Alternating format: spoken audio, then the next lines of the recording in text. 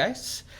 Hi, welcome to Divine and Conqueror's Theros, Travels, and Odysseys. This is our second episode, which is amazing. It's a bi-weekly episode on Sundays that we do here with some new faces that you haven't seen in Divine and Conqueror, unless you saw last 2 weeks' episode. There you go. So let's run through our basic announcements first, and then we'll get into the game. First, want to thank our bros at the Alistair Project, which I believe the chapter 4 comes out tomorrow.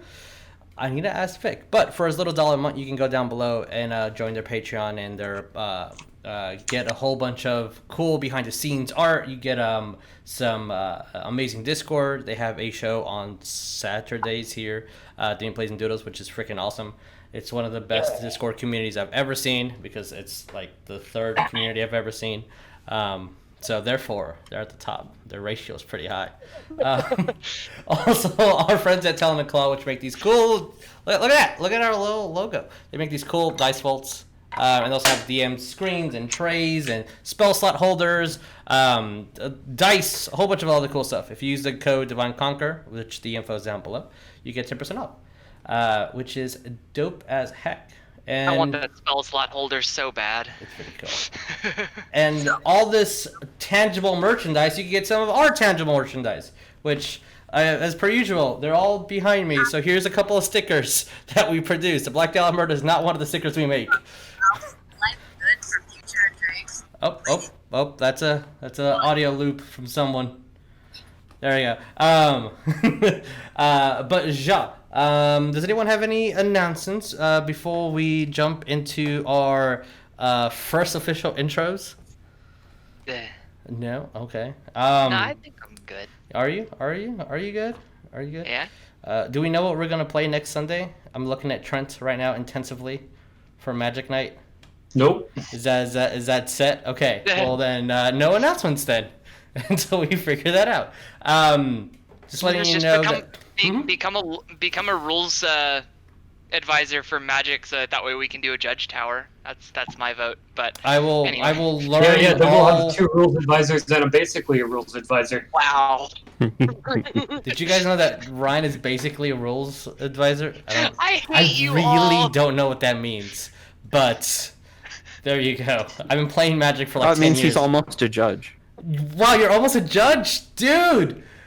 Man, that's so cool. I didn't know we had a judgmental person in the group. That's awesome. I'm definitely judgmental. Oh, I got that covered, trust me. Barakacha. So, just letting you guys know that tomorrow we'll have our reroll podcast instead of the Horde of the Dragon Queen, which will be discussing warlocks and packs and stuff like that, and Patreons and contracts with both heaven and hell or outer space. So, hi guys, I'm Jesus. I'll be y'all's dungeon master for tonight. Below me, we have the fishiest of boys. Hey Ryan, who are you playing? Hey, my name is Ryan, and I'll be playing Zadrith Murs, a Triton Triton. I almost said Murloc. I've been thinking about a Triton rogue that kind of worships Farika a little too much. It's a little too much. Likes his poisons. And next to him, we have the cutest of the cuties, Cindy. Who are you playing? Hi, I am playing a wizard centaur named Molasses. Yeah. And Trent, who shall you be playing tonight? I'm gonna play Chameno Helios, devotee of Heliod. Devotee of Heliod. I like that. And then we have Paladin. Will. Who are you playing? I'm playing Asterion Halfhorn, a follower of the War God. Nice. And last but not least, we have I was going to call you Will instead of Wolf. Hey, Wolf. Who are you playing? I'm playing Z, a satyr bard who likes to party. Yeah. Yeah, And, party hardy, guys. Party hardy. Since we are still getting our character art with us, until then we won't have a intro for you guys, but we will. Hopefully sooner than later. I'm going to hassle the artist about that. Let's play some of that recap music, shall we? So, last time on The party essentially awoken at Kleidos. It's an unknown city to them, near a temple of Kranos. How do you pronounce his name properly? Kranos. There we go. I did it correctly. It's Kranos, the god of visions and storms. With with an odd golden mask that they don't know how they got, but they do know that this is from the Return. This mask is only given to those in the underworld. So, a festival commenced, party and wine drinking and eating, when they were essentially forced to be sacrificed to Marling, the Elemental, this blue dragon with these odd red stripes around him. The sacrifice was going to be in the form of you guys getting ripped to shreds by these harpies, but you guys killed the harpies instead, and that angered the dragon, so the dragon took out its anger on the city. As you guys nearly escaped and ran into some mountains down below, this is going to be your first time really seeing who you are and discussing what's been happening. So, with that, as I don't remember if I loaded a map. Nope, it is not loaded.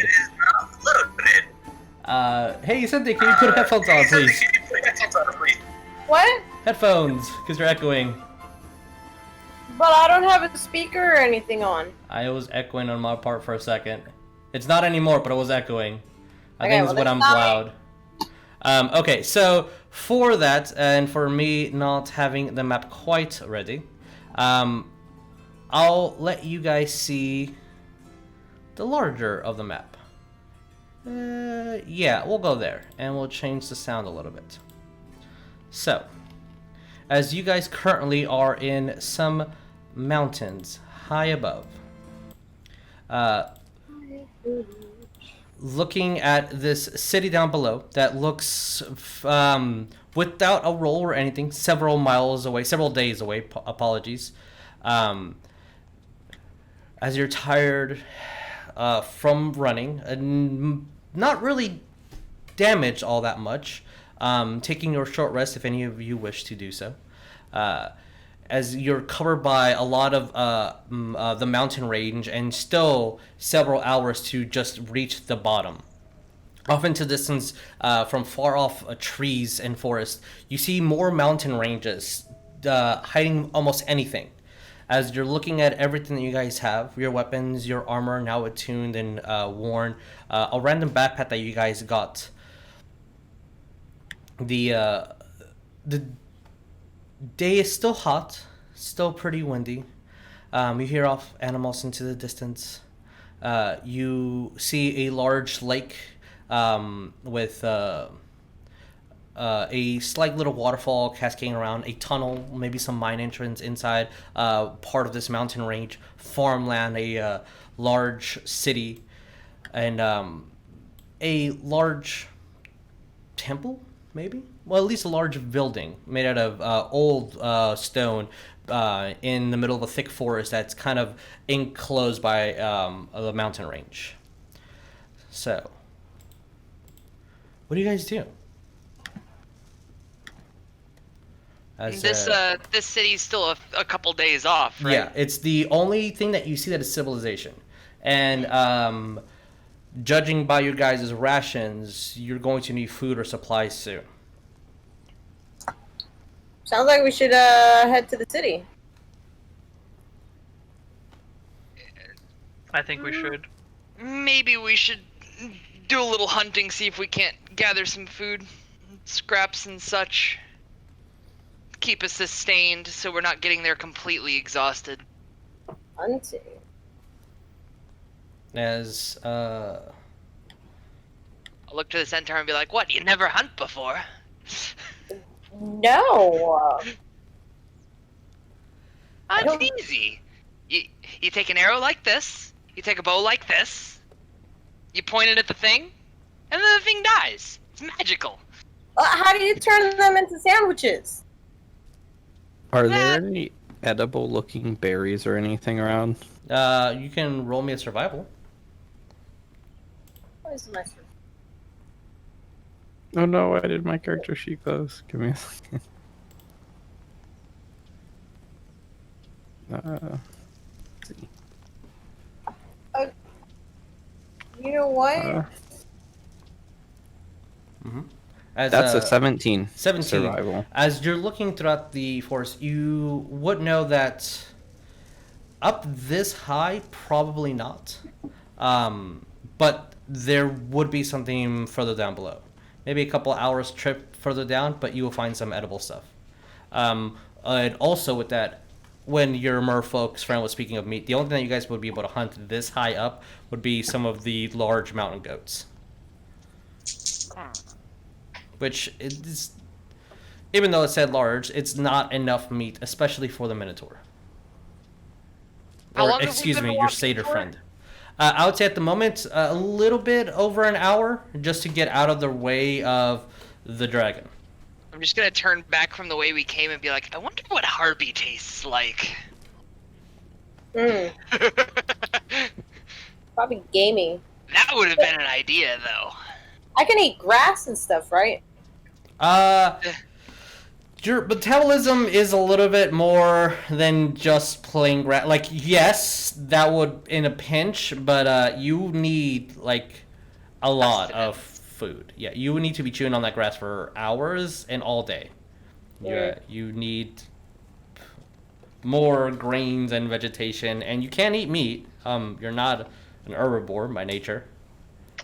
Do I still have that harpy leg? Yeah, you do have that harpy leg. Oh boy. You do. Minotaurs, man. I mean, out of everybody here, I would expect you to eat more of the let's not waste none. What time of day is it? I would say closer to 3. And coming to you're after an hour, that 40-pound bag is getting, even with your strength, is getting kind of tiring.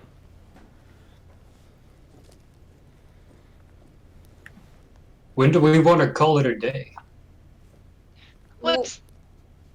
Can we hunt one of these goats? Do you guys wish to? I'll take a stab at it. Sure, why not? I got this sweet crossbow I had found. Oh yeah, you did. If you guys are going to, I'll make an improv skill challenge. I'll make something really simple. So, who is going on this hunting expedition? Oh, I will. Okay. I will as well. Oh, wait a minute. There we go. All right. Maybe I can use firebolt and like cook it when I shoot it, huh? So Microwaving it on the fly. I like it. I start making a campfire. okay. I start like making like the thing, getting ready to make a camp and all that. Okay. Z's gonna go forage for things. He doesn't eat meat. All right, I have knowledge nature. Okay. So.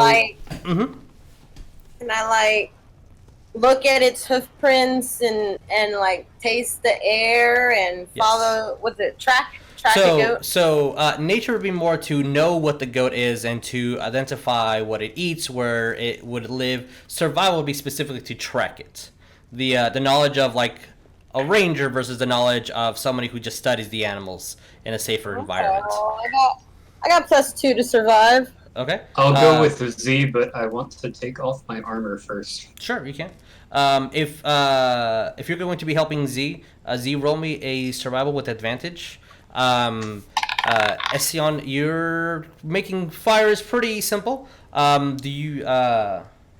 So that won't really be too much of a challenge. Advantage is roll 2, take the higher. Correct. And Okay. then Molasses, also roll with advantage since you have a Merfolk assisting you. Okay, well I got 19 for the first roll Okay, and that's pretty high already. and a 1. So you're taking the 19. Yeah. What is 19 the total, or 19 was the roll? Total. Okay, and Z, what did you get? I mean, she could take the 1 and we can make this interesting.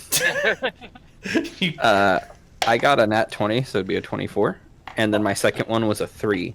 And I think Okay. I'd rather take the 24 than the 7. yes. Not yes. choose to fail. Make Choose it to- interesting. So, Chameno, it's a little hard to keep up with your Sayter friend, especially in this environment. The rocky terrain is way more his element than yours, even with your armor taken off. He eventually does find some berries. I would say it'll take about maybe 30 minutes or so, just going straight down. About 5 minutes or so just to pick up the berries. As you're looking at these, you definitely can discern which ones are the poisonous ones and which one are not. You do find a good handful of them, enough to survive for the day, but not to live off at all. That's fine. But you have your berries for sure. I will also, in a separate container or compartment, store some of the poison ones. Sure. Roll me. No, you got a 24, right? Yeah. Roll me a d10. Does the satyr only eat berries? He's a vegetarian. Oh. Oof. Well, you should definitely label the container with the poison berries. Takes the fun out of it. What'd you get? Got a 1. A 1. When you're looking at these, you're noticing that because of your high survival roll already, that a lot of this poison would be it has to be the right condition, and some of these berries are already beyond the point of consumption, so it's going to be maybe just one that will cause some pain, and the others will just cause discomfort, at worst diarrhea. But there are 10 of those in there, and only one is probably malicious.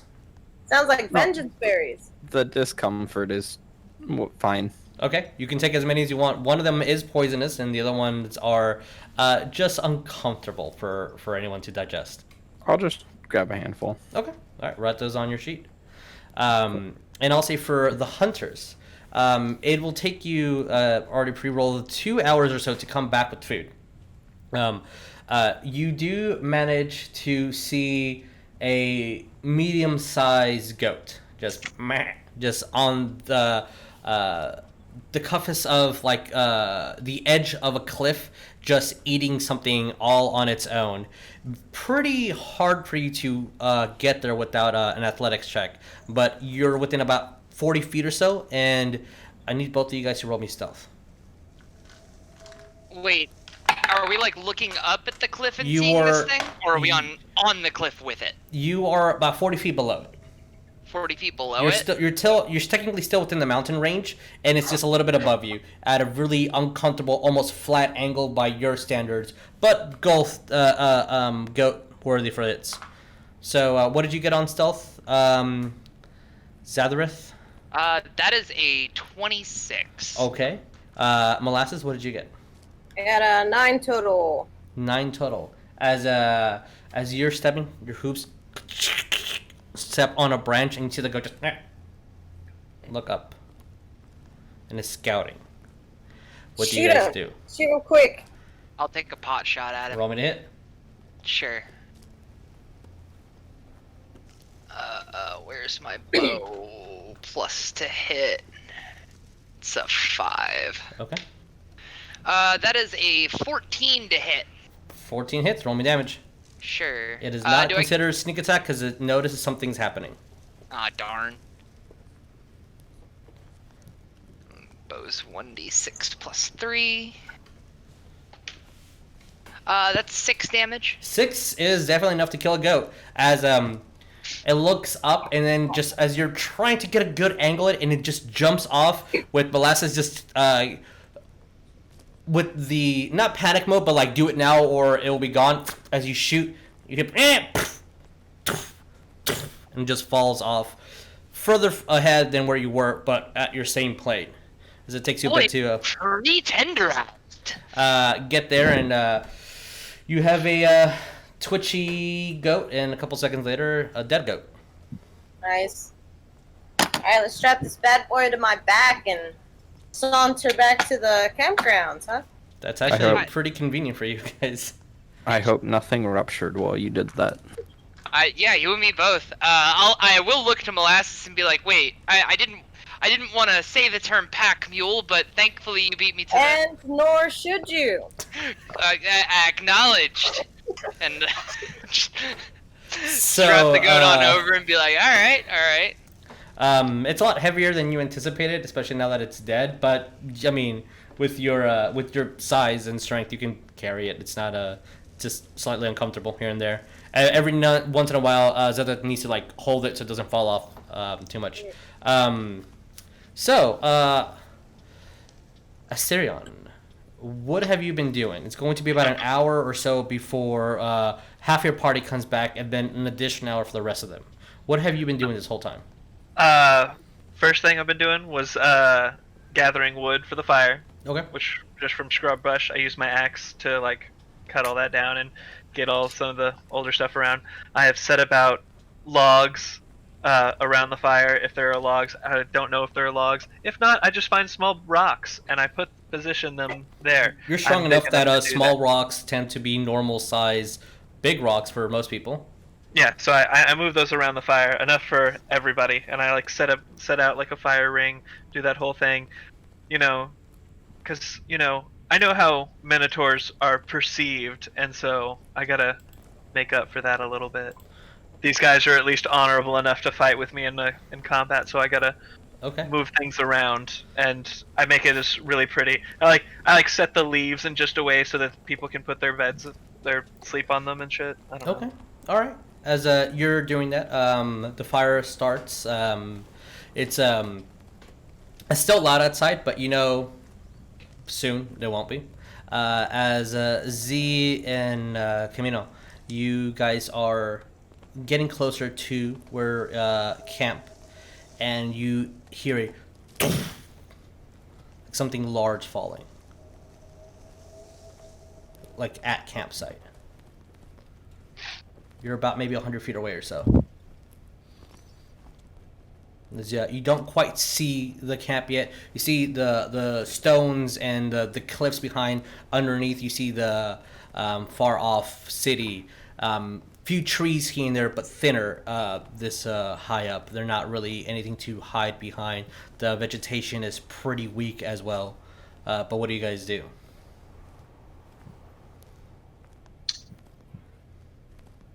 I'm gonna use Divine Sense. Okay. As you see that he clenches onto an emblem of Helios, and you don't detect any. Nope, you don't detect any of those individuals or those creatures. Does it mean there's nothing out there? It's just no undead, no fae, no nothing of that sort. No fiends, no celestials.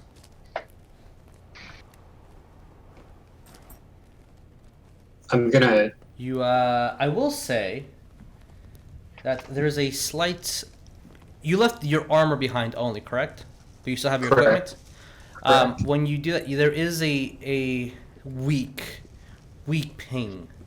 And it's coming from both you and a Z. And then when you roll my perception.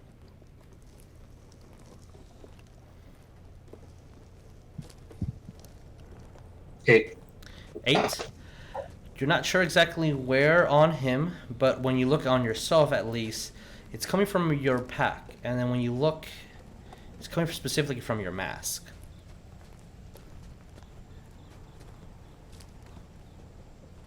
We zombies, boys. Yeet. I'm gonna kind of like dad arm him Okay. and take out my sword. You get dad armed and you hear of a sword being drawn, Z. What do you do? That armed by Helios? Mm-hmm. Yeah. I probably don't even notice hearing the sword being drawn. I'm just happy one of my friends is giving me a hug.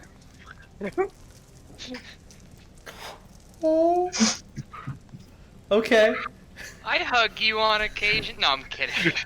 Just that somebody enough cared to. I said one of my friends. Well, a hug has been given. What are you guys doing? Are you still walking forward? No, I'm stopped. Okay. and you hear a like something snapping, and another hard fall Can I tell what direction it's coming from? from the From forward camp? towards in. Essentially, you can figure that it's at camp or a little bit further beyond camp. Do I hear this? No, you don't. Oh, You're no. doing your thing. Can I hear this? You're No, still we're- taking about an hour away from them, Mm. since you guys went off into different missions. How long are you guys going to wait sending? That doesn't sound like Asterion. Sounds big. That'll be Z's exact response.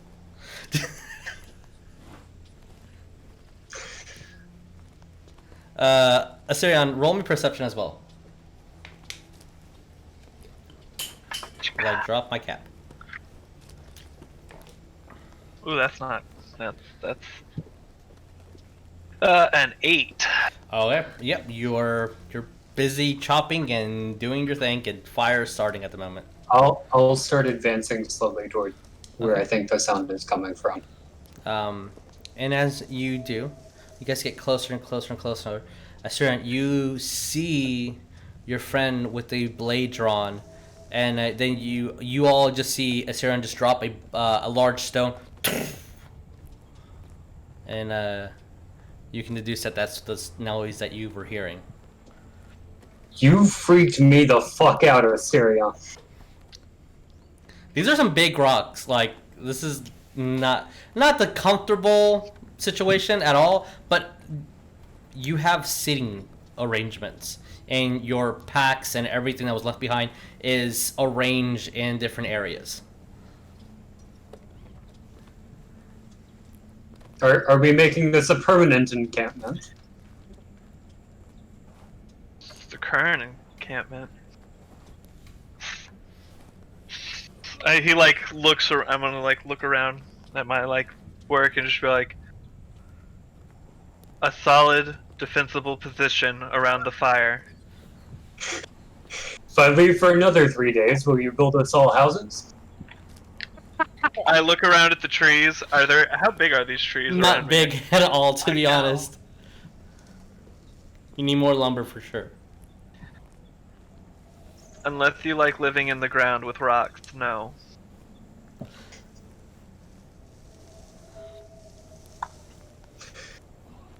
How long does Divine Sense last? 10 minutes?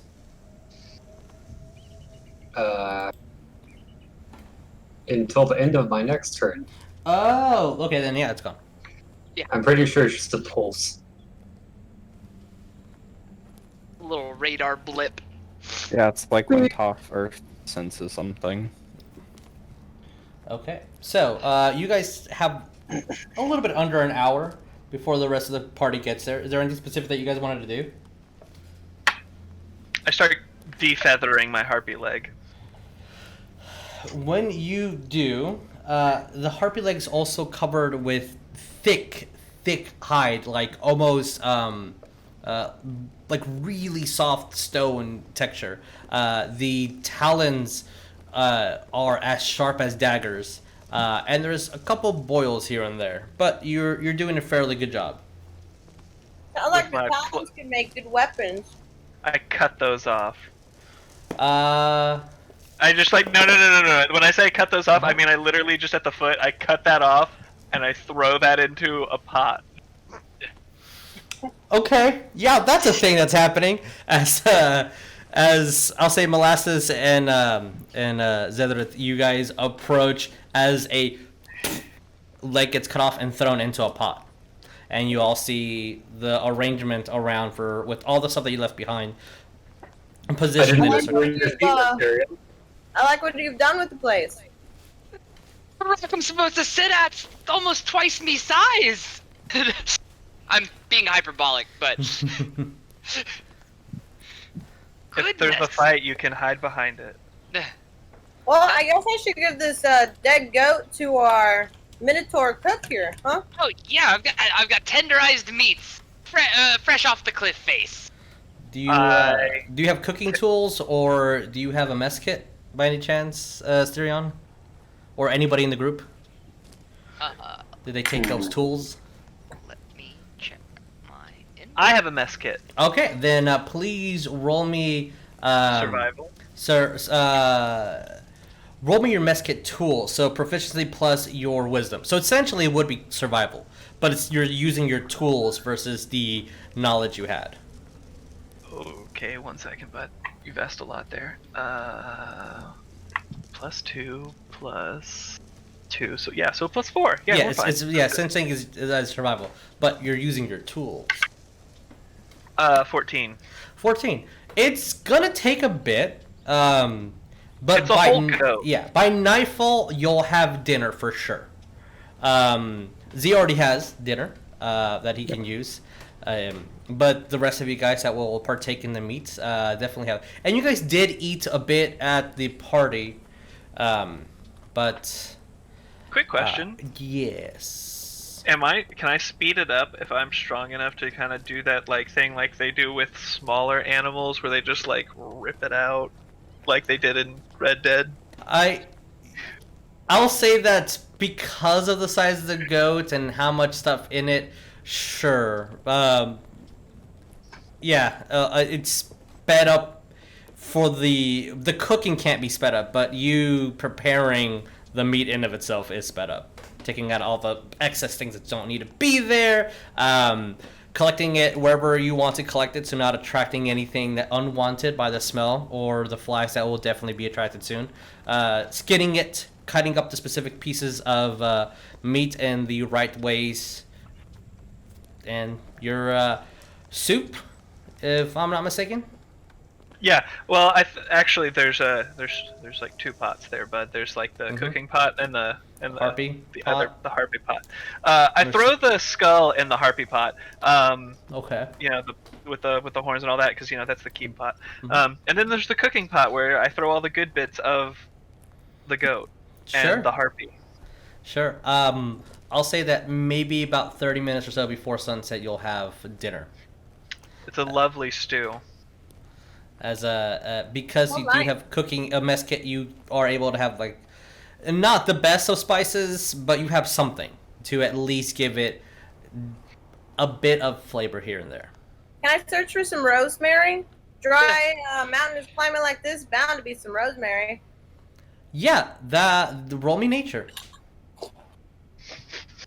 Can do. Zadrith's just watching him decimate this goat with calculated precision, just going, holy shit. I got a 22. You find a wild bunch here and there. Grab me a sprig for the Minotaur. All right. I throw it on my stone slab and I use my axe like a cleaver. And Okay. Yeah, of course. As you guys are the new cooking channel here at Divide and Conquer. We're just gonna start a tavern. Yeah, you can grab quite a bit of that rosemary, not just enough for tonight's meal, but enough for plenty of other meals to include in the mess kit, if you so wish. I keep some of it for that. All right. I'll do So, that. add that to your inventory. As the night is settling and the temperature is dropping, the wind still harshly blowing here and there. Asterion, you have to kind of use your body to block off the wind every now and then from it just blowing out the fire that you've started. As you start seeing that town down below, slowly, lights and lanterns being turned on. Then, with y'all's passive, before nightfall hits, you start seeing smoke from a nearby village off of the town. A little, maybe from your distance, no more than 500 people live there, maybe between 100 and 500 versus the city that has a couple thousand living there. And you start noticing the farmland starts hinting smoke and lanterns here and there, and a large mansion as well. Almost everything gets lit up. As nightfall hits, you guys have your delicious dinner.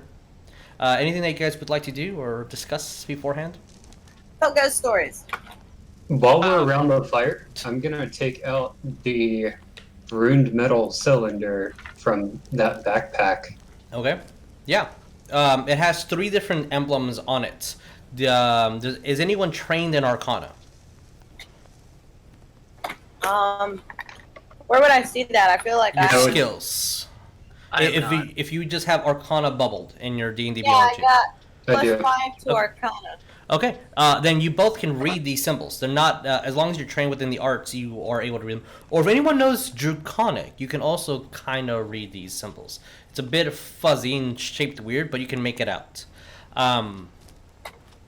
Essentially, as I'm grabbing the notes here, one says cold, one says hot, and the other one just says water.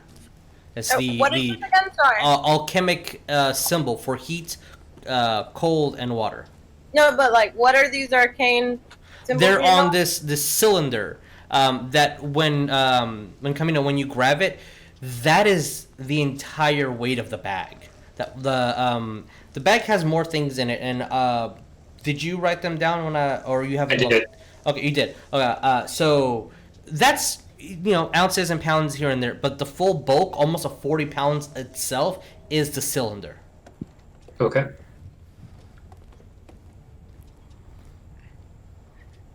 What do y'all think this does?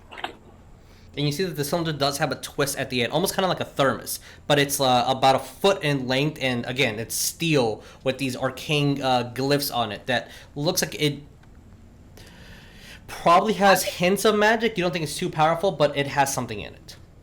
I think it's I'm a gonna main try to problem open it. here. Do you? Yeah, I'm gonna twist it around, see if I can open it.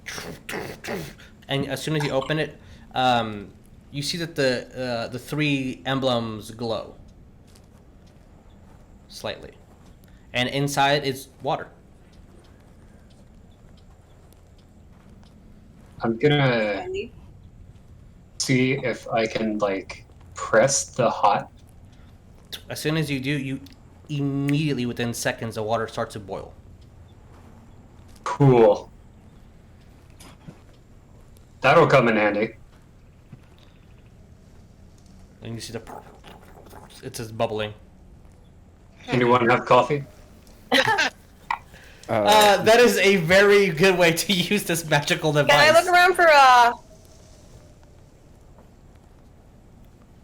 I look around for any coffee trees? Oh my goodness. I think we might be a little high up for that. Yeah, this wouldn't be They're the pretty right high up environment. in the mountains. I'll say for the sake of the joke, you find very few. Enough to make a cup. I With find effort. coffee trees. You find enough beans to make something. You find a very small tree. And you don't think that this was Bushel. planted More of a here, it bush. was like more like left behind. Because of y'all's incredibly high survival checks already for your levels, all these 20s and 24s, sure, you find it. It's fine. Cool. It's Why not don't a you get amazed plantation or anything. It's just like, oh, all right, well, this will work. Boop. You can have coffee in a minute or two. Sweet.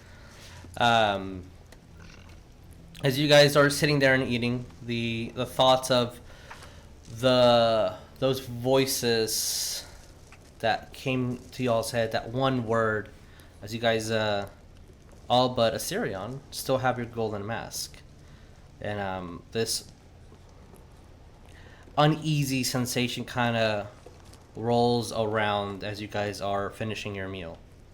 Still too early for bed, really. But yeah, what do you guys do? I guess we could discuss the mass.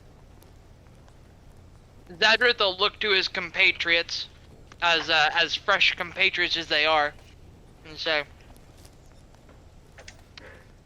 "The guy up in the temple said it was something about a 5th age, Yeah. if I'm remembering correctly. He said. What did Could he have say? sworn it was the 4th. I have no idea how I ended up in that town. Do you? I'm just gonna kind of look around, like seeing if anyone remembers anything before waking up. I know there. that it didn't take me an age to get there. I heard the word unbalanced when I woke up. Yeah, I heard something about that too. As I scroll up and try to find. Something was whispering in my ear about travel. Travel? Yeah.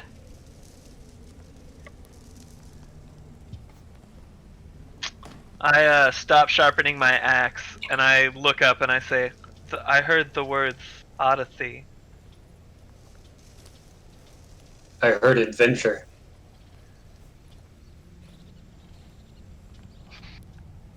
I heard my stomach growl. Eats a handful of berries. Well, at least 4 of us are schizophrenic. Well, all of these words mean like adventuring and stuff, except for unbalanced. That one's weird.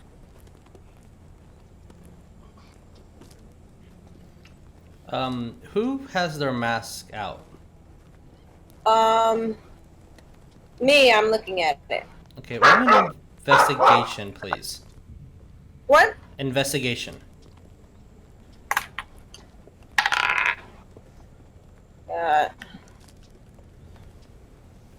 I have mine kind of concealed on me belt. 14? 14. You, as you're kind of looking at it, and I mean, it's kind of odd mask for sure.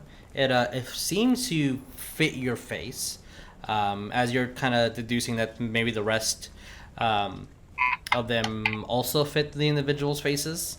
Remembering that the Minotaur's one was probably the biggest and kind of obscured part of its horns, almost like it kind of glued onto the horns. Same thing with the Sayter.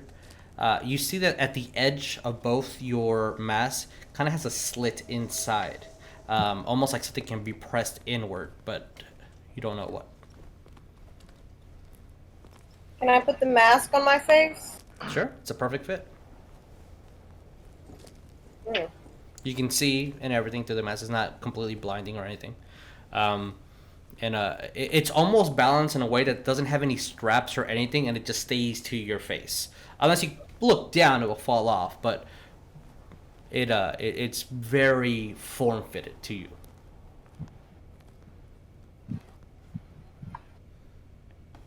I'm just gonna look over to this spectacle and say, "Oh, that's just grim." That's bad juju.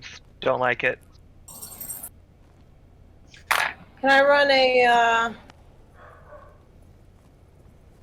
nature on it, I guess? A history. You can roll history, yeah. I got a 3, an 8.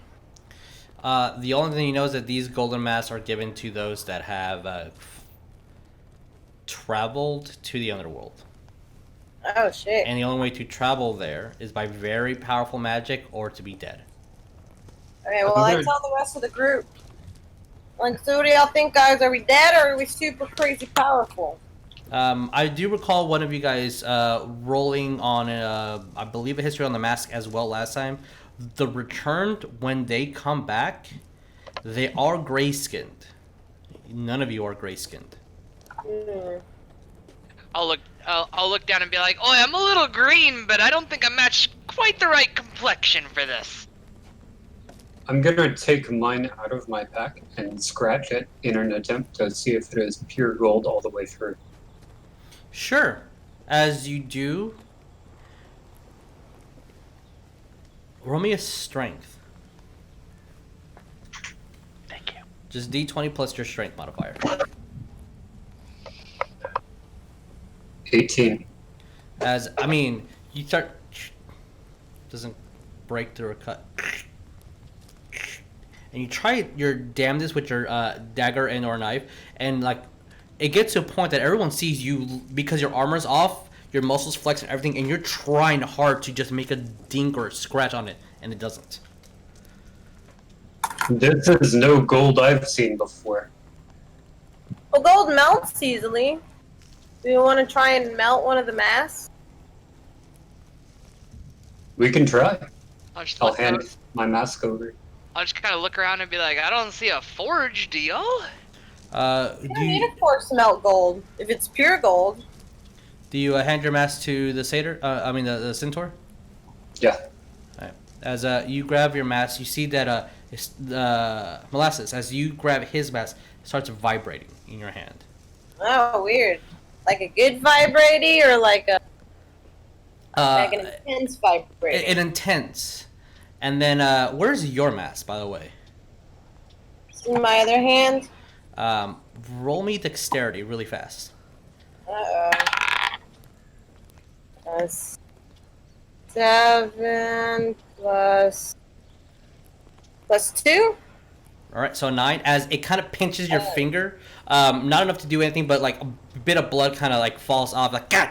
As you see when you kind of drop it, because the mask slammed into the other one on its own will, and you're kind of looking at your finger. It hurts. It's gonna sting for a bit, but it'll calm down in a minute. As you all see it, and then Molasses, you're the last to see this, as the mask cling together. You okay there? I'll try and pick my mask back up while I'm saying that.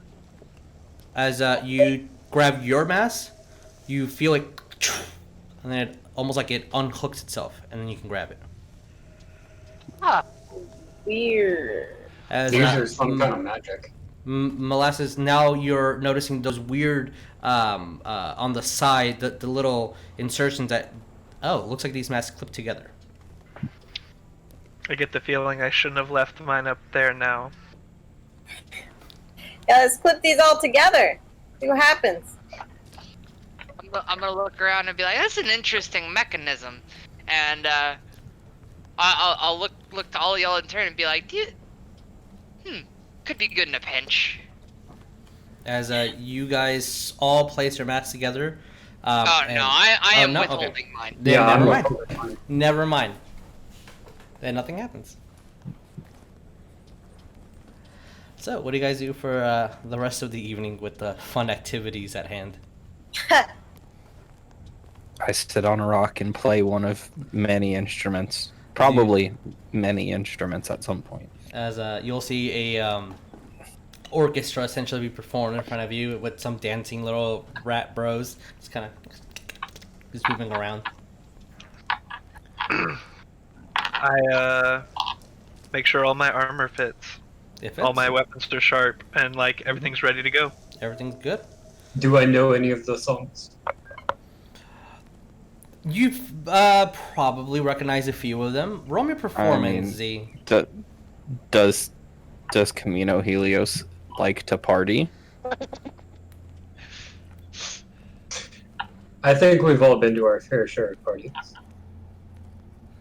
Roll me performance, Z. Ooh. Oh boy. 18. He definitely plays quite a few songs. Very well. Very talented individual. He even plays that one song that at the temple you were warned not to go dance to for depravity and sinfulness. And hearing it up close, like, it's really catchy. You can see why I'll sing along. All right. As a nice musical performance emerges from the group, the playfulness and the kind of happy atmosphere is abruptly stopped for a second as you hear just a scream off into the distance near the town. And when that happens, you see more lights turn on. Yeah. I'm gonna jump up from what I was doing and kind of look towards the direction and be like, the fuck was that? Isn't the town still a day or two off? I use the goat corpse to douse the fire. Okay. How The pelt. how loud was the scream after it traveled all this way? Very weak. Actually, roll me perception, you guys. This will help determine what you can decipher from the screen. 16. 6. Okay. 8. Okay. 17. 14. I am going to narratively declare that Z did not hear anything, as he's in the middle of 6 instruments being played simultaneously. Okay. And that's a lot of sound to get through. That is a lot. So, you guys, for the rest of you, it's a scream. But Chameno and Asterion, you guys, it's a scream of pain. It's a scream you've both of you being warriors have heard men shriek in their last seconds of life, and it's far off, very far off. One could say it's humanity's last breath, eh? No, sorry, terrible joke. I take that goat skin that I took off the goat and I use it to put out the fire. Okay. So it gets put out. That's not a welcome sound after this long day. I grab my axe ready. Far off, so I'm more alert than normal, but not like too worried. As the night progresses and it's calm, you even see the city, the lights dim here and there. Do I know what direction the screen came from? With your perception, just far off. Just far and off? Nobody got the number noted to be exactly where it came from. I will, after the fire's been doused, I'll look to my party in what I can only assume is moonlight, and say, maybe I should take first watch, just to be sure. Okay. Anybody else doing a watch after him? I'll relieve you in 4 hours. Okay. Sounds like a plan to me. All right, rolling perception for first watch as everyone else is taking their sleep. I do also want to note I'm going to be probably rolling a stealth for where I'm taking watch from, because it's not far enough off camp that they can't see me, but it's far enough that I think I'll be reasonably secluded. Sure. Roll me stealth and then roll me perception. How long do I need to get a spell slot back? Unless you have anything for short resting, you're 8 hours. So when you wake up, you'll have your spell back. Cool. Z does not volunteer for a watch. What'd you get on your stealth? Stealth is a 17. Okay. Perception's a 25.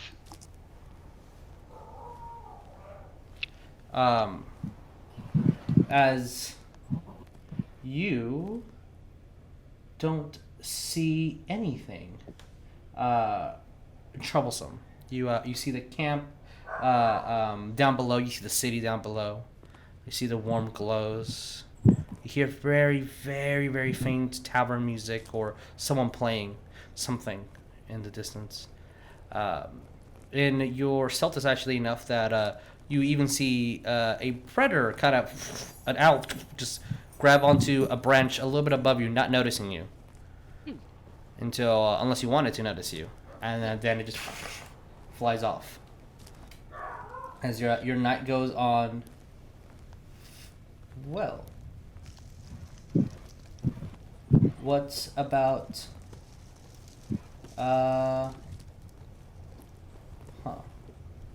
second watch. Yeah, I'll wake up and go over and relieve him. Okay, roll me a perception.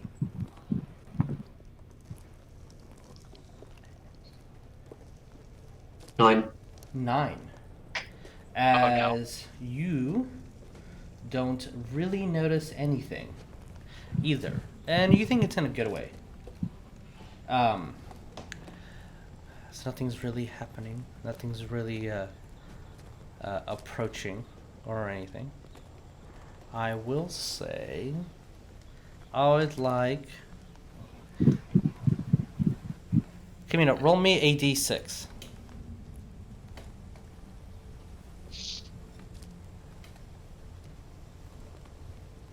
4. 4, okay.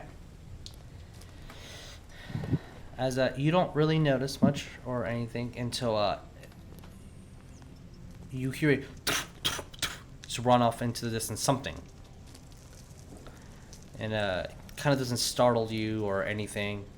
Yeah, by the time your night watch is over, you can wake up your Minotaur friend. But Did it sound 2 or 4-legged? It sounded 4-legged. and running away. Okay. And once you wake up your Minotaur friend, Asterion, roll me perception for your watch. Gang. 13. 13. I would say, because you're the one that participated in this activity most of the day, it takes you an hour or two, but once you're looking at your friends, do Minotaurs have dark vision? Okay. I think I do, but 1 second there, bud. I want to make sure. I don't want to give you false information. Oh, I will note that I also have dark vision to 60 feet. I totally forgot about it, which is why I was bringing it up now when you mentioned it. No problem. Where the fuck? This is one of my only characters I've played that doesn't have dark vision. Oh, I thought they did have dark vision, but it's not showing that. okay. Well, Wait, well... in that case, you will only see this. So you're kind of looking around the camp and looking at your friends. Let me Google that. You notice, for one, the goat pellet is completely gone. And some of the meat that was left over. I do have dark vision out to 60 feet. Okay. On your watch, you do see a large cat kind of off into the distance, circling and moving around. When you notice that your hide is gone, and so is some of the meat. That bitch. Not the harpy you like. That's still perfectly fine in where it was. You mean the harpy foot? Harpy foot. Apologies.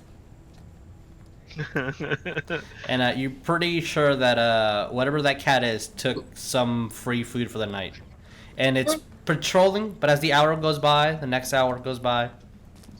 It eventually just gets bored and leaves. Especially after every noise that you make, you see that it just gets lower. And you can test that out.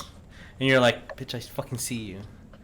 So it took the meat at somebody else's watch. But as the sun starts rising, those of you that are early morning risers can get up earlier than the rest. And those that like to sleep in into 2 p.m. Are sleeping in. I start making breakfast. Okay. You have enough to make a light breakfast for everybody, especially with some of the meat that's gone. And Z, you also have a bit of the berries left over as well for your breakfast. Since Sweet. You're not a large creature like Asterion, so you don't need terrible amount of food, at least to maintain you, to not hit those exhaustion points. With the next morning rising, you notice that the rest of you guys, when you wake up, notice that the goat pellet that you guys had, the hide, is gone. Looks like your camp was kind of... Some of your things were moved or touched. You do see some paw prints very lightly around the campsite. But what do you guys do? Want to roll a nature to see what kind of a cat it was? Sure, you can roll nature. All right. 17. You could probably think it's a mountain lion.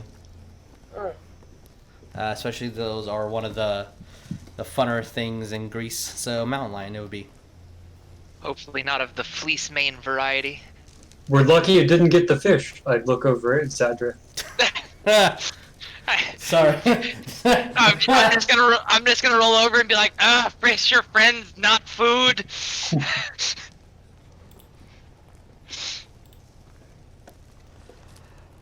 So as morning gets made, what do you guys want to do?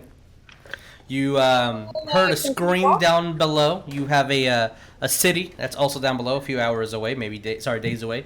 There is the village that you guys just escaped from, where the dragon was terrorizing. I feel like I gotta go back and get my mask. Okay. I'm sorry.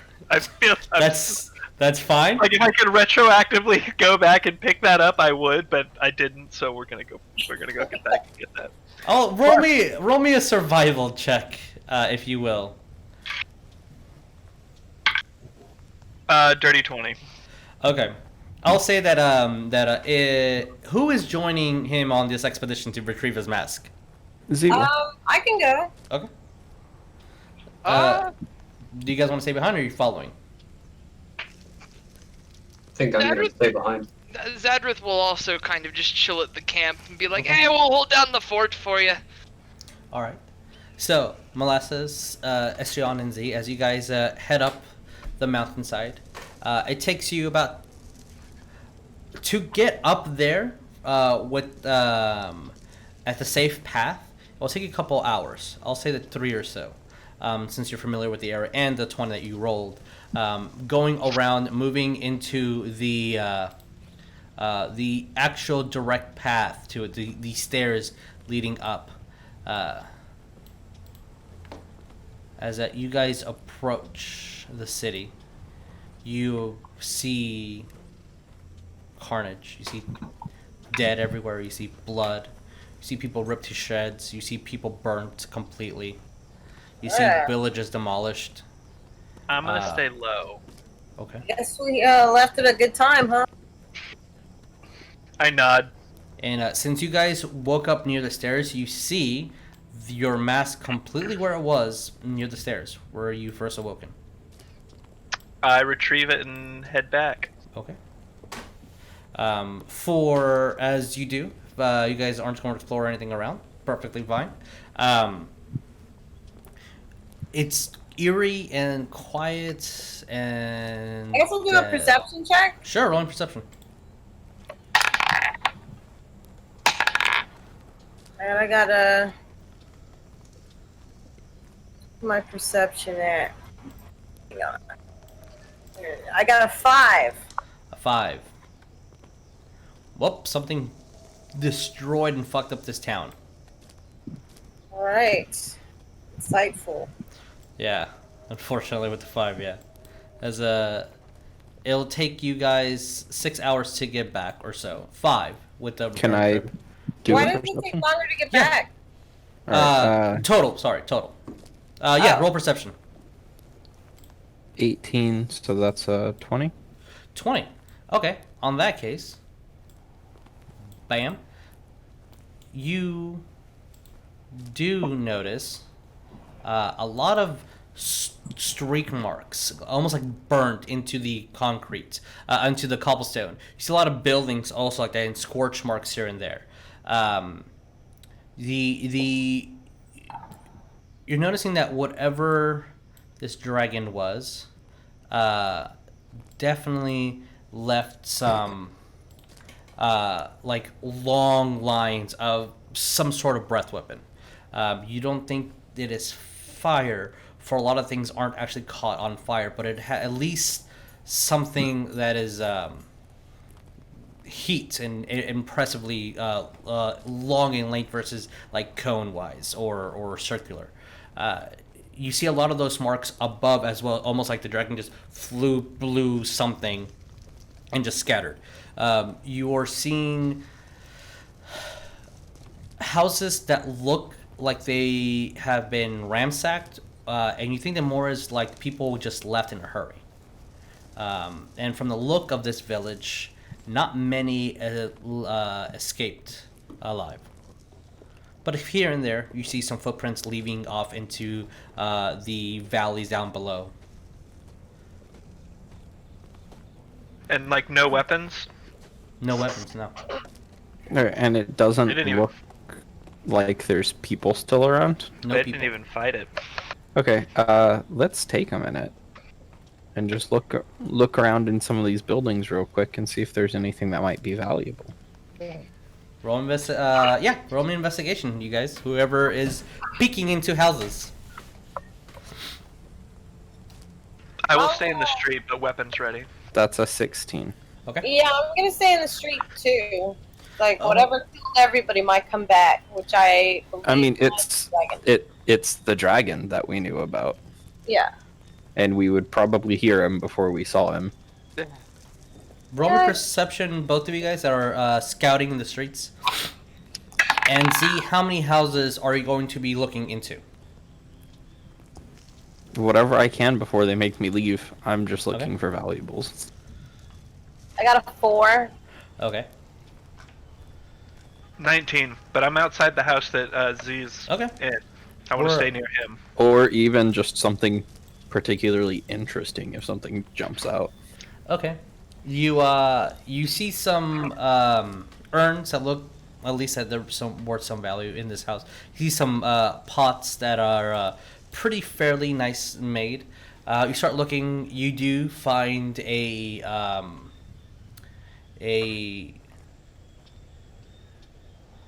green stone snake that looks like it's worth something. Maybe emerald. You need to probably jewelers, or if you're proficient in anything of that sort. It is some gem, but it's carved into a snake formation. That's in this house. That's the most expensive thing that you probably find. You don't see any gold or silver or copper. And once you search the next house, Guess I'll also search. okay. Look at Is that me? Hang on. We're gonna keep the same role for you since now you're assisting Cindy. Roll me an investigation. In this next house, let's see what you get. I got 18 plus 3. Okay, 21. 21. Where do I move my guy? You should have control over them.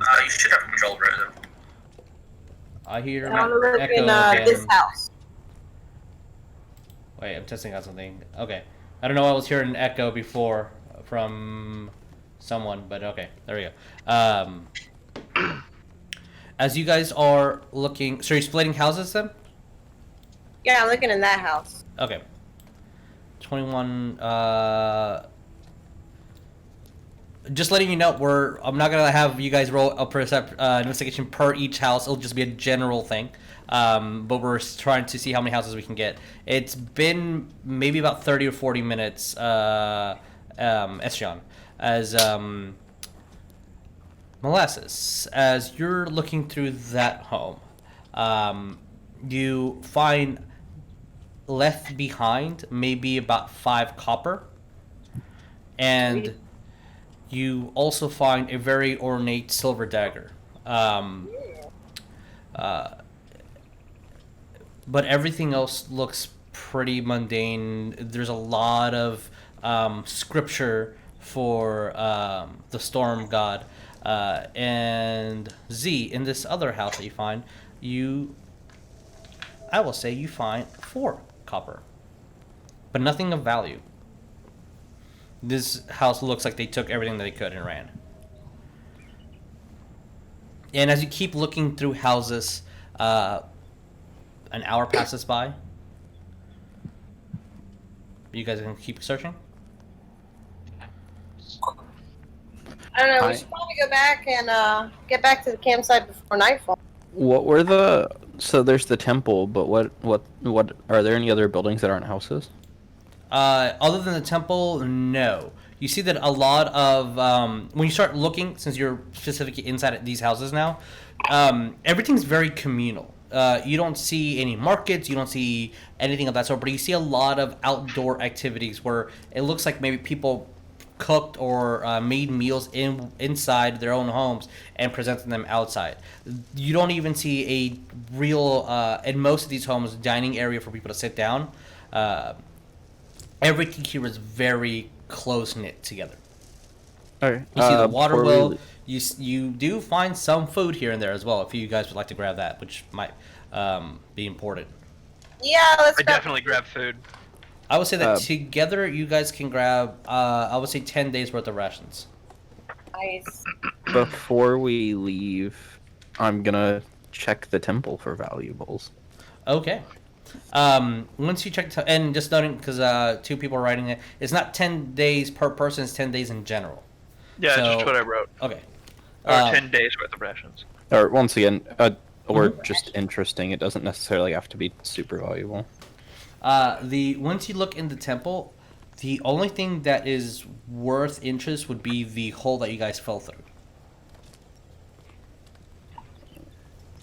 and it looks like it goes to the other side of of this cliff, and that's kind of where you guys were shot out. No. Would it save us any time if we go back down the hole? It probably will actually, because you're cutting into the middle of the mountain. And now that you're aware of it, I'll let you guys, if you want to use the slide of death, you can, without taking any damage, since now you're kind of aware of what's happening. Let's take I the take the slide of death. guys. All right, with slide of death being taken, as you guys jump off, and that hour that you guys spent looking around will be nullified with you taking that slide. Nice. So 3 hours there. I'll say 2 hours back. So for Zadrith and Chameno, you guys have been by yourselves for about 5 hours. Is there anything specific that you guys would like to do? I was going to take out my mask and be like, "Hey, toss me yours for a second. I wanna test something. Like actually, like physically toss it at me if you don't mind." I'll take it out and toss it at you. I'm going to attempt to catch it with the face of my mask and maybe see if this magnetism's got a little oomph to it.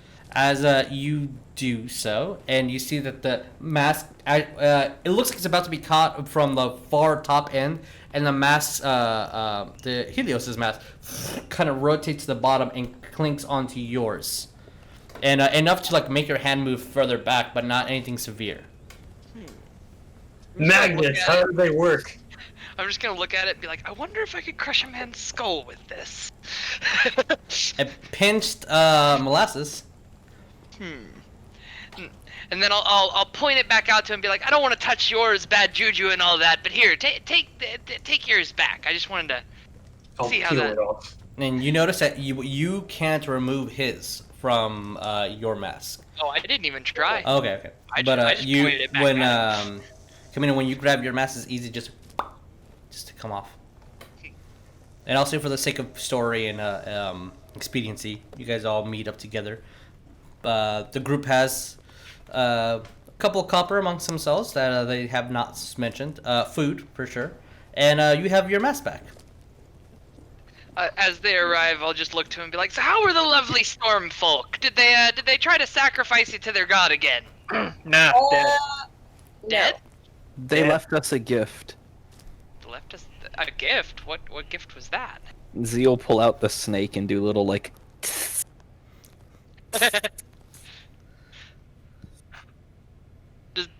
That snake wouldn't mean anything to me, would it?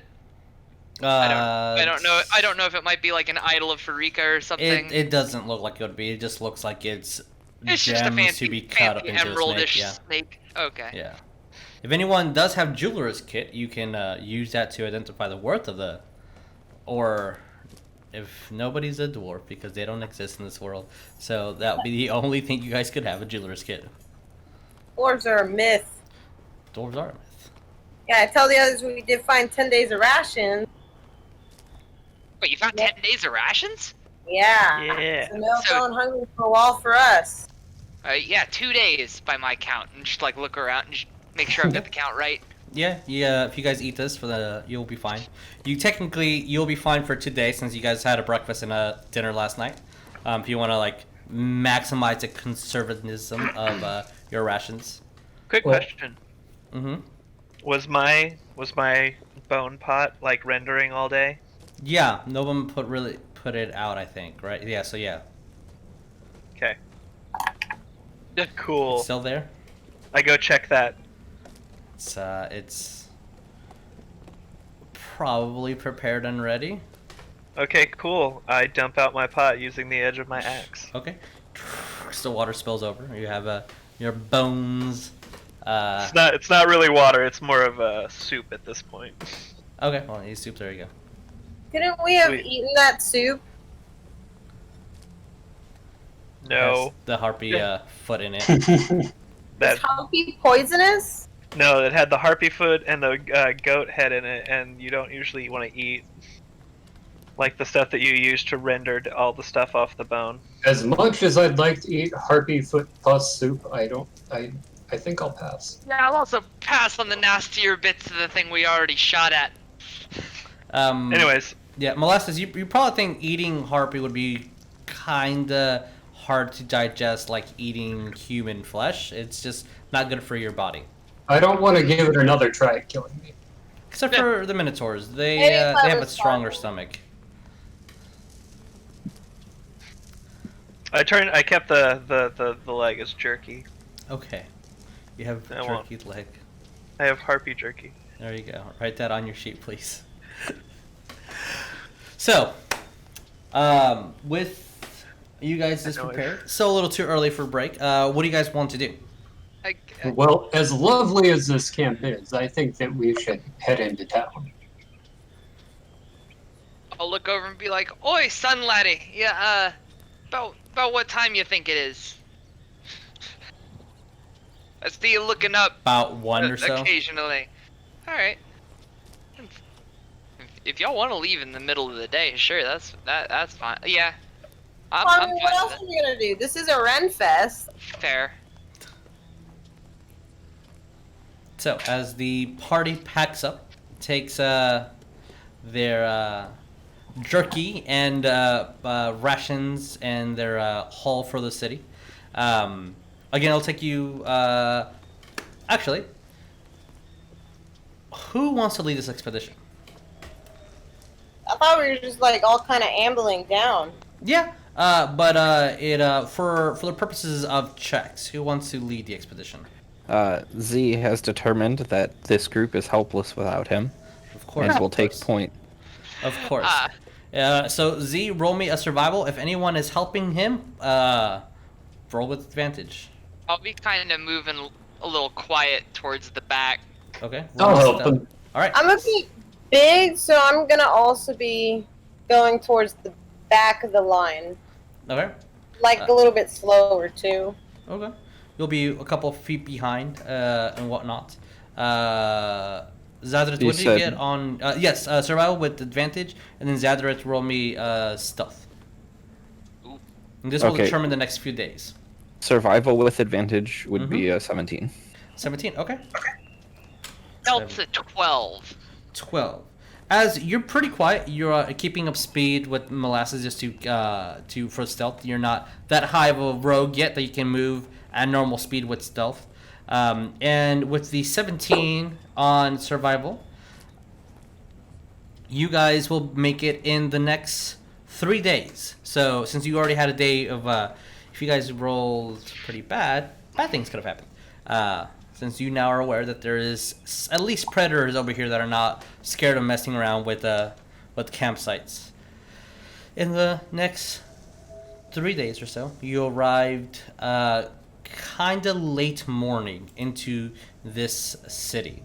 As I'll bam, put a little bit of a lively mood to the city. As you guys arrive, and let me just change the map to where the city is. I believe that's the city. It was far. Yes, okay. As you guys arrive, a couple things that you notice immediately. No one's really looking at you strangely, more than you would anticipate. They're not looking at you with like a hungerish attention like the other city was. It is filled with people working their shops. It looks like they're used to travelers for sure. You see an ale house, and you see at least one inn in the city. You see people going in and shopping. You see smithery, and you see a tailor, a wagon maker. It's a pretty fairly large city. You notice that there is a large farm area. The streets do have cobblestone, but there's a far kind of out edge of just like mud all over the place. Especially the closer you get to the lake. You do see outskirts of roads kind of leaning into the mountains. You notice that there's no real sense of guards here either. There is a large temple in the middle that has the eye completely undisturbed, like the other eye of Kranos. You see a lot of light attire, whites mixed with reds or whites mixed with blues. kids running around. You see a few people begging for money as soon as you come in. But other than that, this is a pretty lively city. You see a couple of kids run around, and I'll get to you in a second, Ryan, as they kind of look at you specifically, and they go, fish boy, and then just run off. And you all get the feeling that at least Merfolk aren't strange in this city. As you guys are walking through, you also see a blacksmith as it looks at Asterion.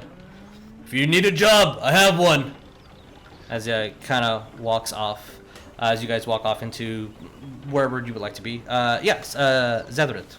Oh, I was gonna say something about putting my hood up, but you already made a note of calling out the Merfolk, so I guess I won't mind it. As the city is pretty lively, is there anything specifically that you guys wanted to do here, or I go look at that job. Okay. I'm here to make money. There's a fairly large man as this blacksmith who just has a leathered apron on him. Could always use a strong set of hands here. Are you here for business, pleasure, travel? Money. Yeah. Money. Good. When can we are you here start? to make money. As he just looks at you, when can you start? Right now? You see that he kind of grabs these tongs, throws them at you, throws an apron at you. Might be small for a man your size, but alright. Have you ever done this before? Nope. Well, I rolled a 19 to get it on, so I get it over my horns. Okay. As he's like, alright, just hold it steady, and I'll hit. That's all I need you to do. Grab and hold. Roll me a strength check, and this will be your work for the rest of the day. Dirty 20. Okay. As you see that he's heating up the and he shows you how to hold it, how to hold the tongs in a specific way. He hits it like 4 or 5 times and then tells you to put it back in the furnace and over again, like good, steady, and you will be there for a couple hours if you so wish to earn your silver of the day. I do. Okay. It's also my workout. And my good deed daily. All right, your good deed daily and your workout all clumped into one. What about the rest of you guys? We try to multitask when we can. Of course. I'm gonna head to the temple. I'm gonna go with Chameno. Just I want to make sure we're not about to eat some lightning again. I appreciate that. Oh yeah. I can understand why. As let me grab y'all's temporary minis. They are going to be a lot larger than they really need to be for the sake of this map, right? I'm as big as the house. You are. There's a fish boy, and that's all. Okay, so I'll say that where is our Minotaur? We'll be here. This is the temple. Who is going to the temple of vision and storms? Oh no. It is a temple to Kronos. So who's all going? I want to get my dagger appraised. Sure. Yeah, Z will be trying to get the snake appraised as well. Okay. I'll clump you guys into one location. We'll just say here for the sake of simplicity. And you guys are going to the temple? Yep. If this is great, all right. As you go to this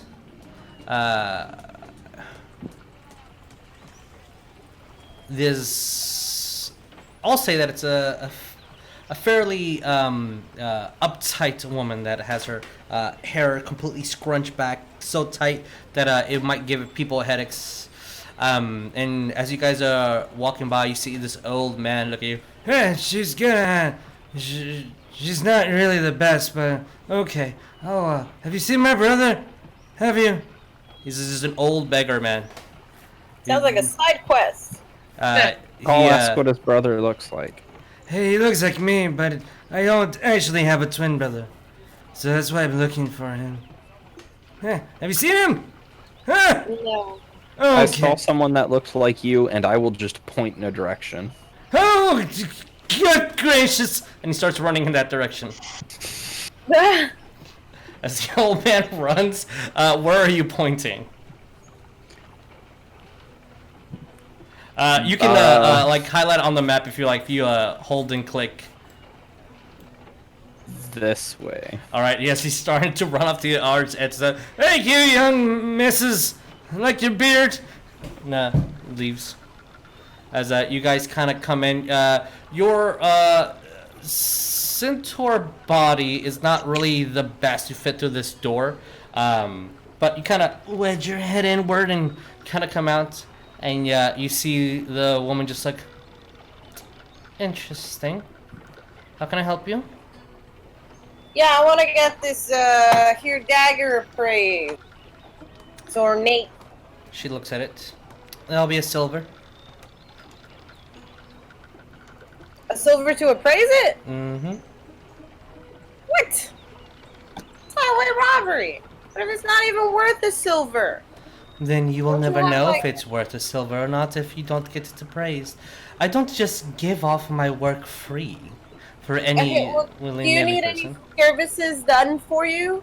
Exchange my label for your label? No, I do not. And she's looking at you, and then like 2 seconds of just weird eye contact, and then moves over to Z. How can I help you? I want to get this appraised, and he'll like flourish the snake. She looks at it, and that'd be also a silver. I'm going to roll a sleight of hand to see how well I do this. Okay, what are you trying to do? Okay, that's an 18, so 23. I'm going to, like a magician, just produce a coin and hand it to her. Are you going to like give it to her physically and then try to take it away from her? No, I'm literally just going for a really impressive, like, producing a coin from out of nowhere. Doing the Okay, coin okay. eater trick. So all right. So as a coin magically appears out of nowhere, and you see her eyebrow raise and stay there. She kind of moves her finger and pushes it down. Put the coin in the jar, and I'll get to it. And then she kind of moves over towards the gem. You see there's a fairly empty jar, and if you look at it, there's a couple of silvers in it. I dropped the silver in. Okay.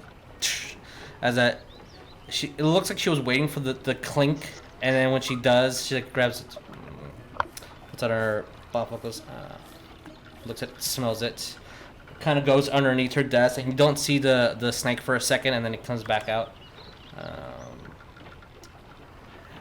This is actually pretty good. And she kind of slides it over. I say you can get easily 50 gold for it. Do you know anybody who might be interested in the snake? As a matter of fact, I'd be interested in buying it for you. For 50 gold? If you would both leave immediately, then yes. I stick my hand out and I will accept that deal. Great. She kind of grabs it, puts it immediately on the counter below as a display, and you see she kind of like moves things around. And as you see that she, as you both are looking, she writes 150 gold and then puts it on display. Yep. And she looks at you. It's not worth that much, I assure you. But dumb individuals will buy it because that is the price that it has been set for. As she looks at your dagger, you can get 20 for that. No, thank you. Snatch it up off the counter, noisily turn around with my giant ass.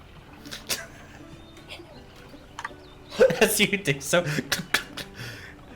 Come back anytime you have something to sell. And then Flicking my tail. you see the flick of the tail as the door closes slowly. Not that she closed it, just you see that it has either good or bad springs that are making it really slow to close. I hadn't actually walked out yet. Okay, After okay. she made that, Sure. after Yeah. she made that scene and Uh-huh. leaves, Okay. I'm going to just pour on the charm.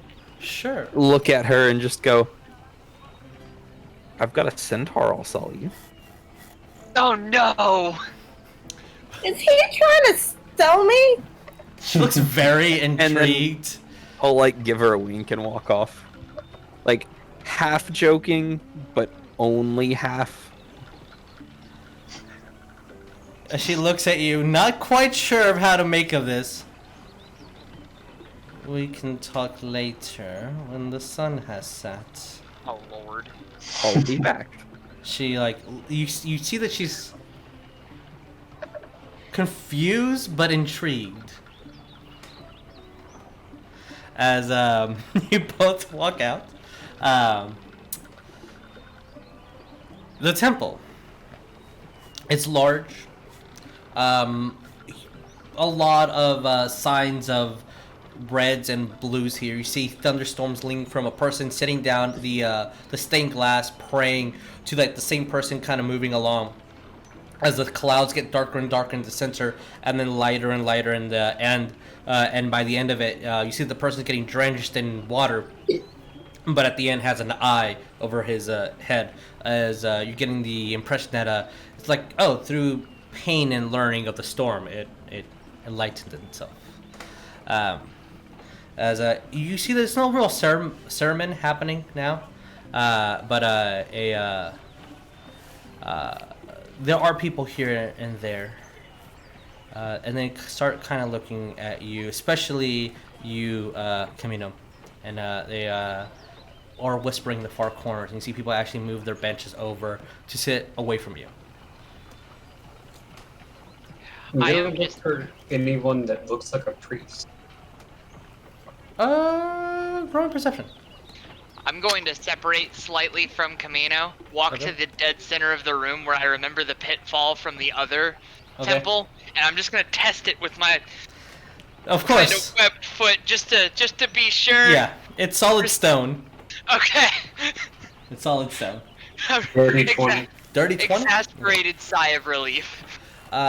You don't see anyone that you would accumulate or equate, to a high priest, but you do see someone of at least that works here or that has some position within the church, as their clothing seems to be a little bit more pristine.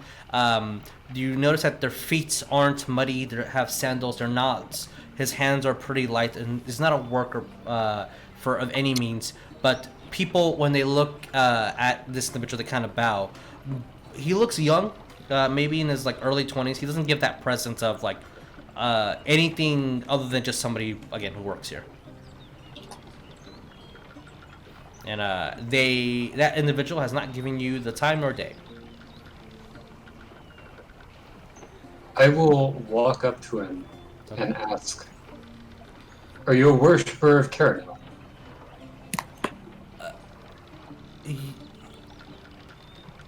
Yes. The church is. Are you lost? And as he looks directly at your emblem. I haven't seen anyone of Not that there's anything wrong, but I haven't seen anyone of your worship come in. Are you I'm very lost, actually. This is a great place to pray, reflect on your failures, and grant wisdom. Or. I mean that in the most literal sense. Oh! And you see that, like, something is, like, gears are turning in his head. So the others that have come, are they with you? The other beast folk and... I'm not sure who you're talking about. And you see that his eyes kind of glean over to the merfolk. who is now like jumping on the center, like not enough to be incredibly disrespectful, but just making absolutely sure there is not a Full body sliding weight. Okay, full body tunnel. weight test. Full body weight test completed. Okay, good. And then I'll turn around, maybe it's like look and be like, oh crap, church. Oh, you wanna be more Unfortunately. little. So you're not here for the. Okay. If there's directions you're looking for, I might be able to assist. Could you Why show me do we keep on coming the up on map? ceremonies? And I'll pull out the map from my bag. Exactly where we are right now. Sure. As let's move to. Oh wait, the map is not on here yet. Did I give you guys a map as a journal entry? It is in Okay. Theros Discord text chat. Okay. Then unfortunately I won't be able to get it for you. Can you put HTML in Roll20 notes? Because if you can, I've got a link to the I direct. don't know. JPEG. Let me try to do anything really quick. As I'll put this off to the side here. The map is just a JPEG, so you should be able to load that in like a map. Yeah, Very yeah. I okay. just I am trying my best not to have things that shouldn't be seen in live. That's all. What are you looking at, bud? Yeah. You know. Mm-hmm. You know. That sounded really suspicious. No, it's just I don't know, I think it's kind of weird to just pop up.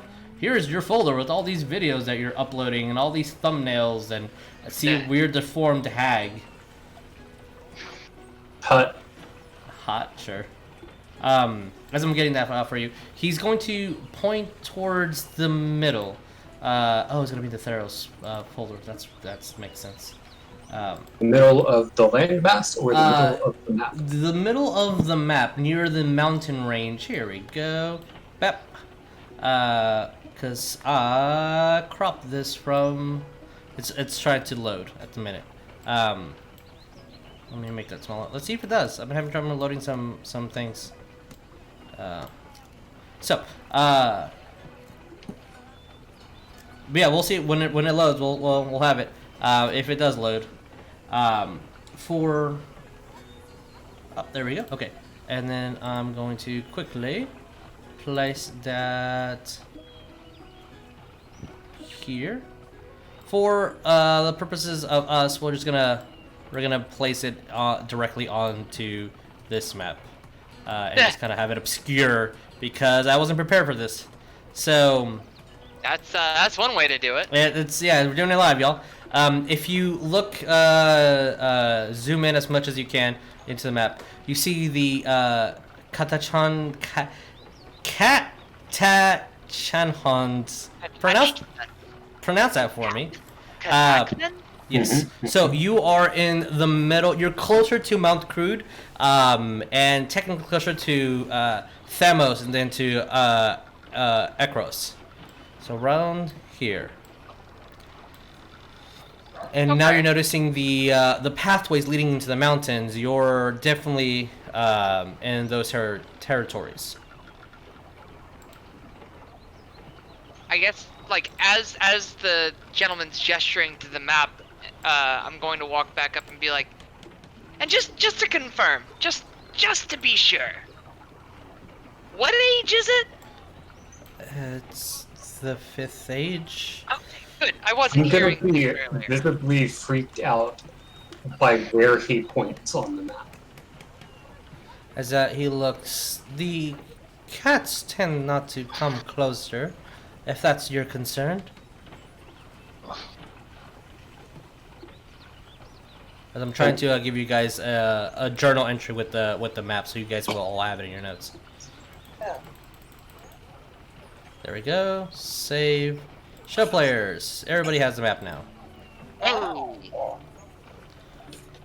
So if you guys look in your journals, you should have the map. Cool. If that's your concern, the cats have not really been a bother in a few 100 years that I know of. this town is perfectly safe as well, thanks to our guardian. Who would that be? I'll Oh, second that. Who would that it's be? almost like a jitter of excitement. It's quite like someone of guess not to know of a small city here, but here in the city of Baga, we Sybil is our guardian, blessed by Marling themselves, who is blessed by Kratos themselves. So you see why we're quite happy with the situation we have. It's ever since the blessing has been gone and the offerings have been made, we have been flourished with guests and riches and prosperity, children that have had full lives. Parents that weren't able to father them are starting to. Prayers have been worshipped. It's truly marvelous. You must be much more protected than Claudius, then.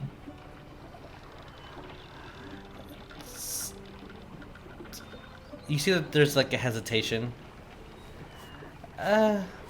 We work in junction with them, and we've heard the cries of the next offering, so we're getting there. And he looks kind of surprised. If you don't know where you are, how do you know of our sister city? I'm just Our gonna. party returned from there a few days ago. They've been decimated. You see that he gets really concerned. I must go. And he starts running off. He goes Understood. into like a back room, and you hear muttering, and then eventually you'll hear what? And then you hear like things being moved and almost like steel being clashed against each other. Not like in a battle way, but like things are being moved. There's a frantic panic in that back room. I'm just gonna pat Chameno on the shoulder and be like, "You're not much one for subtleties, are you, lad?" The right to know. I mean, fair. Yeah. You could have softened the blow a bit, but yeah. As Asterion, you're been working for a couple hours. Maybe your bit is a little bit later in the day than everybody else's. But you do see this old man with no shoes come in. Hey, you see my brother? Yeah, he looks nothing like that one. He looks like me. And you see the man with the thick beard look at him. He's not here. He wasn't here yesterday either. Okay, if you see it, let me know. And he just walks off. I look at the smith and I'm like, Town fool. Maybe we should get him a mirror. That's really funny. So as that goes on, you see that no clergy comes out of the temple, but nor are they kicking anybody out. You do see some people kind of concerned about the noises they're hearing in the back, and slowly they start eyeing you guys, since the concern started with you, and they start leaving the city. I mean the temple. I'm gonna look over at Zadrith and say, well, this hasn't been terribly productive, but at least we know where we are now. That's true. We may want, and I'm just gonna like look over my shoulder and over my other one. We may want to take our leave. I don't want them misconstruing their sister city, as you said, being decimated, as being our doing. Concur. And that appraisal lady was very rude. And Zadrith will. Yeah, I'll exit the temple. I am right lockstep alongside him. As you four have teamed up together, a couple hours of sweat and work, you'll see that a bell starts ringing, ding, ding, ding, within the church. And Smith looks at you. You can take the rest of the day off. I'll pay you a full day's worth of work. And he kind of goes over to coin purse and gives you a silver. I'm gonna walk Um, as swiftly as I can outside of earshot of anyone. Okay. I'll get to yours in a second. As the Smith looks at you, kind of looks at your gear that's kind of put to the side. Might be good to have something worth offering if you're gonna stay here longer. As you see that he's starting to like turn down the forge, and he's looking through some of his work. And you see that he grabs a finely nice long sword and starts looking at it like almost like he's appraising it himself. Yeah. And you see that he's waiting for you to leave pretty much. Okay, I grab my stuff and I start heading outside of the town. All right, and you see that he starts closing up essentially, and you all see that as the bell is being rung, people are looks like they're searching or scavenging. People start leaving shops and going to their individual homes. Chameno, what are you doing? I'm gonna try and get both Zadrith and I out of earshot. Okay. And as soon as we are, I'm gonna say, I don't remember hearing of followers of Keranos around here. So you're saying sometime within the past, thereabouts 100 years that apparently we've just lost all memory of, that other towns have popped up that happen to worship a god of lightning. I am saying that quietly, but I'm a little distraught by Chameno's words. As I'll say that you all can see each other. Going to break a little bit later than normal, but as you guys all pound together, you see something you've never seen before. This woman, she looks reptilian completely in nature. Blue skin, scales, just walking around. And you see that there's other men in very nicely dressed attire. Very upper class nobles with like pulling a horse on a cart, just single horse, single cart. The horse is also decorated in fine leathers and attires and dressed to look presentable as it's going to the town. As she just goes over with a very gentle voice, "What will be your offering for tonight?" As we hear the calls, and you see people start giving them what they can: copper, a fine piece of sword. You see even a nicely decorated wagon being given, a silk scarf, and every single item that's being given, it looks like she's appraising it, looking at it. Thank you. And it's nice, presentable, but it looks like they're going through building to building asking for something to offer. And with that, we're going to go on break, and we'll be back in a bit. So, yeah, you guys came to Newtown, and not being hunted or offered to as a sacrifice, but there seems to be another sort of offering being passed here. Yeah. And it looks like this might be the one that the priest was talking about, that blessed individual. And by blessed, she looks like a humanoid blue lizard to you, maybe a blue dragon to you. She doesn't Same look like color. a merfolk, does she? She does not look like a merfolk. She, Huh. for those of us that played these, she looks like a dragonborn, but doesn't exist in this world. She looks like she is a human who has dragon scales in their blue, but is with dragon claws, a tail, which is something you've never seen before. So yeah, we're gonna go on our intermission. We'll be back in a bit. Hey guys, welcome back. So, as the townsfolk are gathering what they can for some sort of offering, you guys do see each other. What do you do? What are we doing? How far away are we from this lady that I'm equivocating Several. to the tax man? Several blocks away. Okay. And with the dimensions of the city and the thickness of it, it's in her having specific mission in mind and like her her attention being given to those individuals. It's pretty easy to just avoid her. It's not the hardest thing in the world. I'm going to look over at Chameno, who had pulled me over to the side to have a little quick conversation, and say, I'll meet you at the tavern.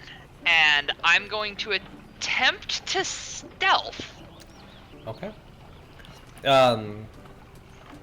So we're stealth? still gonna hang around this town, even though those bells for that church belonging to the terrible god, and the last time that happened, we got thrown off the mountain. Yeah. That's why I said I was leaving. I'm not doing that again.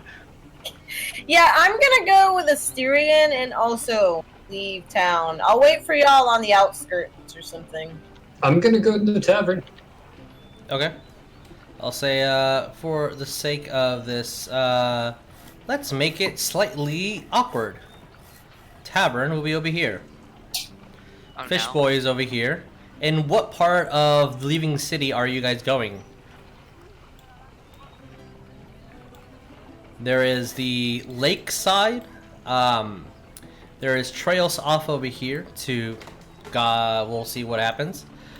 There is the barbarian tribe, or these people out, these savages out there, back the way you guys came, where that one temple is, and mines that are close to the farmlands. Okay. I would Where are say the trails? I didn't see that. If you zoom out, let me also zoom out. So Yeah, trails zoom off out. into Okay. something that you guys have no idea. More mountains. The tribe folk over here. This pyramid, mines, or back the way you guys came. Or there's, I mean, this mansion over here that you guys could check out. But you have a really good suspicion that by the clothes and the attire and respect that people are giving, that lizard dragon lady is definitely probably the one that lives there, is part of something there. And again, even though it's almost the equivalent of, you've seen Minotaurs, you've seen Satyrs, like array of individuals of different races in creeds, but this is like seeing an alien. You've never seen anyone like this, and nobody's bothered by it. I say we go to the lakeside because that's closest to... The tavern? Yeah, in case something goes wrong with the tavern. Yeah, alright. Alright, move your all's minis where you choose. You should all have control over them. If you don't, please let me know. I don't. Nobody has control over your minis, that's right. Okay, let me give you guys control over y'all's miniatures. Why do you hate us? It's because I dragged and dropped them instead of copying and pasting them. Can I have control over the fish's mini? Sure. No. Oh, that's, I was actually legitimately doing that, and I was like, wait, this is right. My bad. As, slowly and surely, you guys are all getting control over your miniatures. No, you're fine. What is your stealth roll, Ryan? 18. How much? 18. 18, okay.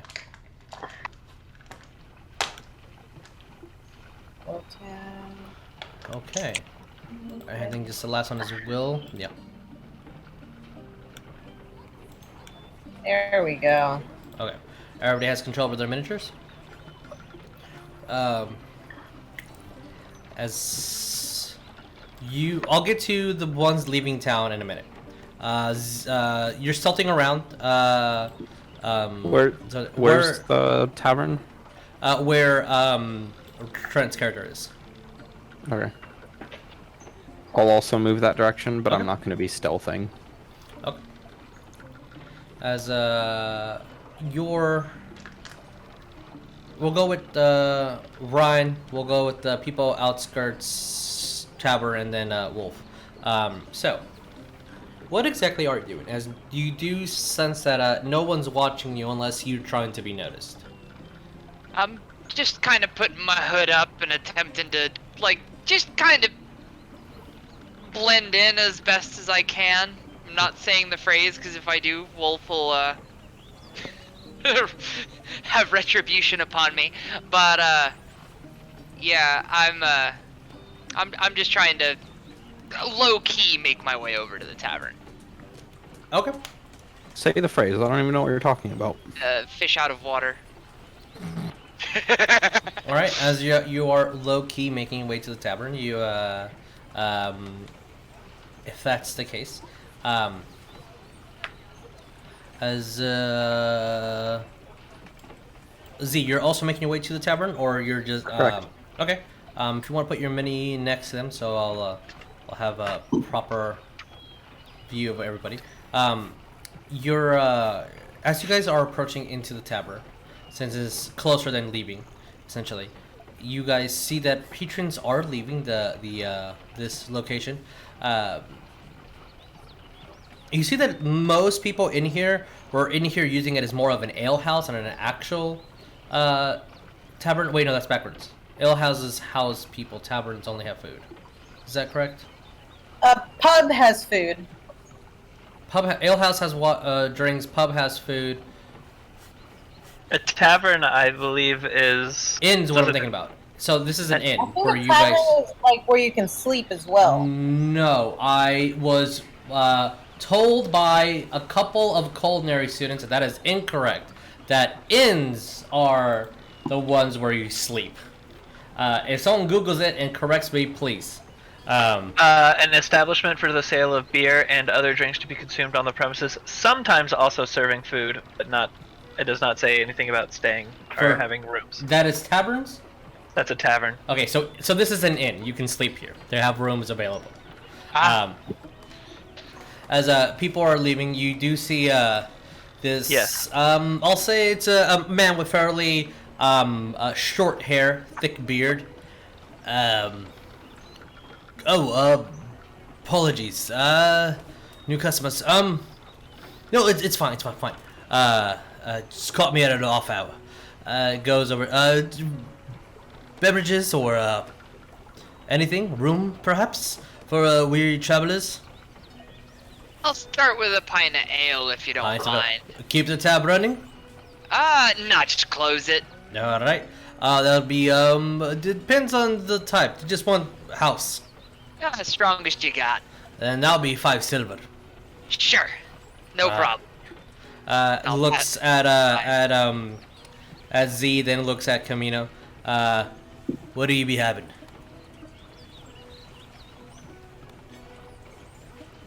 What food do you have? Well, we kind of looks towards the back, and you see that we have a fresh boar that we hunted a couple of days ago. We have some pheasant.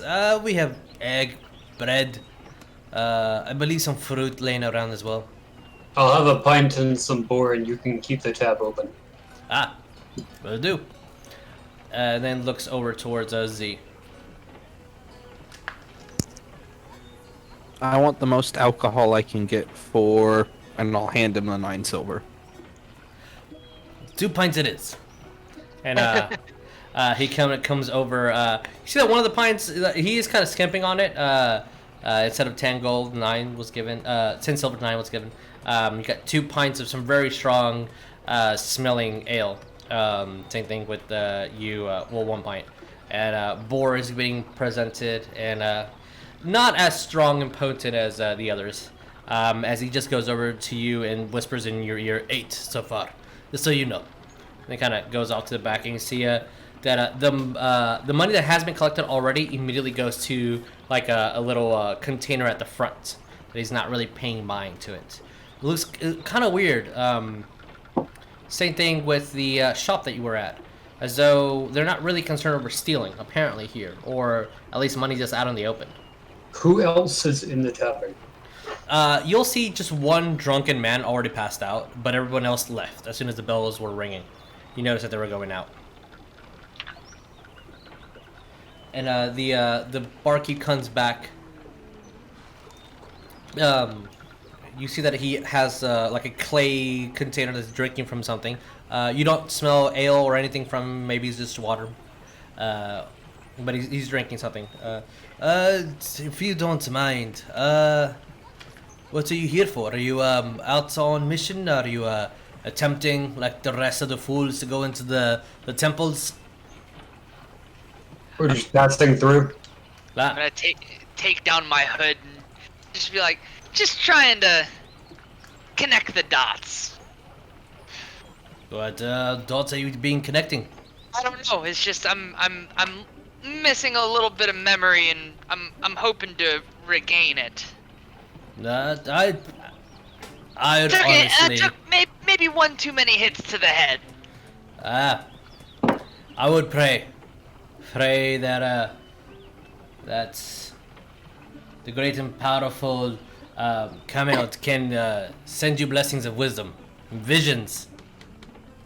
And I'll pray for your tavern as well. May your poisons continue to be strong. He kind of clinks your mug with his, and if you need anything, let me know. Sure. Maybe. I'm gonna slide him 2 silver and be like, maybe a little bit of secrecy, if you don't mind. Just. As he kind of looks at you guys, hesitates, then mutters, and you see that he puts the silver back in the same container with the rest of the money that you guys were given. With that, as you guys are leaving, Molasses and Asterion, as you guys are going out, you do see people kind of whispering as you guys are leaving, and they're not very pleasant, but they're not apprehending you or attempting to cross your path. You just it almost feels like you're offending them by leaving. I raise an eyebrow, but I just keep my hand on my axe and I keep walking. Sure. Aren't we by the river? You're making your way to it, yes. Oh. If there's anything that you guys wanted to do before you made your way over there, while these people are giving you weird looks and these like offensive gestures towards y'all, you please me. As I don't know. I want to get more bolts for my crossbow, but I also want to get the heck out of town. sure. Is there a smith or anything along the way, on the way out of town, or was that something? No, that'll probably been the only one here. Gotcha. Unfortunately, yeah. Okay. Is there anybody taking offerings near us or anything like that? Not at the moment. You feel that it's still further away, but it's gonna make its way to where you are, maybe 20 minutes or so. It's not anything. You don't feel like you're hurried to leave, but you are making your way out before anything that you don't want to be seen or whatever.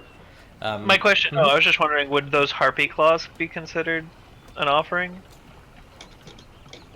You can try. They're very sharp. They are. It's up to you if you want to present it to that blessed one, as they call her.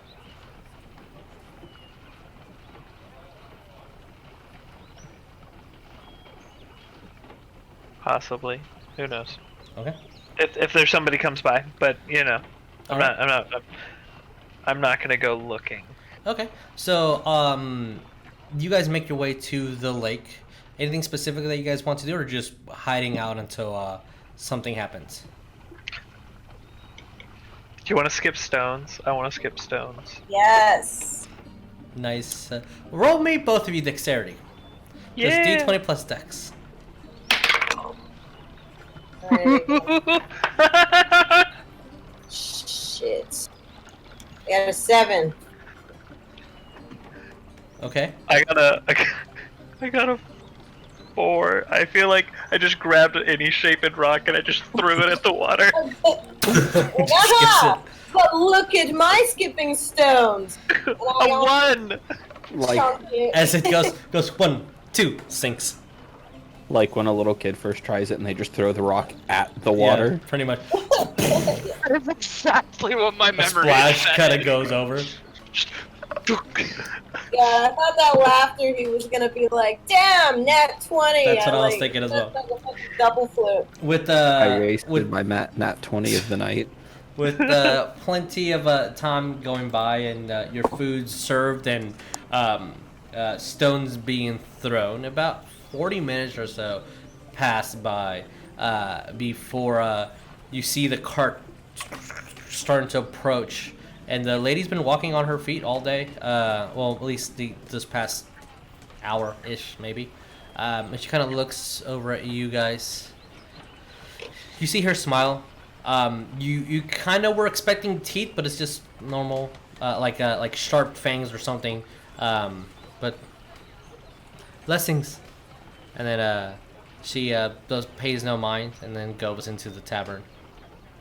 But she can see us. Yeah, she'll roll by, and see you guys, and just from a far distance say blessings, and then keep her way moving into the tavern.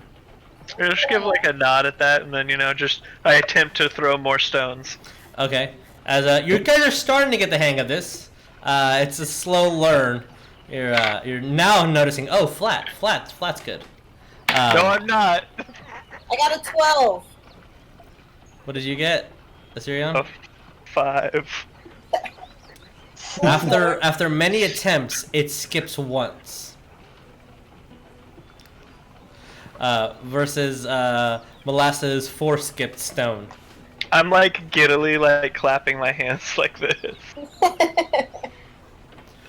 As you guys see the ones inside the tavern, as the tavern door opens, the tavern, to get a little bit of description, has a chandelier in the middle with a stereotypical just bar at the back with the big barrels to just get the ale from. A small kitchen. To the side, you see some stairs leading upwards, about maybe 12 or so different areas for people to sit down. No stage or anything for performance, just very necessity versus attraction, if you will. As this scaled individual comes in and goes over and speaks to the bar man, as here you go. And everything that you guys just gave, he literally pours it into this little bag. Thank you. And kind of goes over, leans at your table. Any offerings? You know, every bit counts. And then he kind of looks. You're new. Travelers. What brings you here? If I may ask. Travel. I will wordlessly drop in 10 gold. As she definitely looks at your emblem. Very appreciative. Madeline would be greatly appreciative of your offering, keeping the town safe. I hope that you find counsel where you need to, Lightwalker.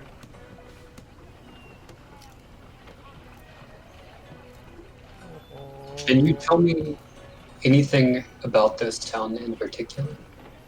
Well, as she kind of looks surprised, as though like, well, I mean, obviously, like with that kind of attitude. Like, well, it's a blessed town from Kranos himself. I have been blessed, as you see, as you kind of like, as admiring her skills from Marlin the Elemental himself, which his blessings comes directly from wisdom. And every now and then we need to bring tribute to keep the offerings happy and in prosperity. And I was kind of hoping that you guys were adventurers, but if you're just travelers, then it's no, your offering is greatly appreciated. And you see that she's eyeing your sword intently. And We're a bit lost at the moment. Lost is an understatement. And as I crack up, and I guess she takes notice of that, I'm gonna drop the remaining 3 silver that make up that 1 gold piece I've paid to this establishment into it. As you do, she kind of bows. Thank you. I'll say, to be lost, we had to have somewhere we were going. and I will give a handful of berries. As she smiles, you see, you know how to read people. This is definitely like one of those smiles that someone gives a kid, like, "Oh, thank you," but they're just one of those like white lies type of smiles. As she puts the berries back into the bag. We can put some Texas on this. Oh, bless your heart. Yeah. So she didn't take time to look at the berries. She just put them in. She just put them in. Yeah. Cool. That's the separate pouch of berries. Okay. She definitely put those in. And they're you see that it's also like gently being placed in, not thrown in with a bag of gold and silver that's been given to her. It's well, if you're up for it, as you see that she kind of looks towards the back. If a hero of light and compatriots, and see that she's kind of looking outside. They're not very subtle, are they? And looking at the Minotaur and the Centaur throwing stones at. I'll just look at her and be like, "Do you expect a Minotaur and a Centaur to be able to walk through that door frame?" Right? A slight chuckle appears, and you see some like the scales move a little bit. Like it amused her deeply. We do have a temple that people have been trying to raid and collect anything of value within, and usually those offerings soothe Madeline, but it looks like we're stuck, and so we're trying to see if this would please the great elemental. If there is no trouble. And you see that, like, she's stumbling on her words, almost embarrassed.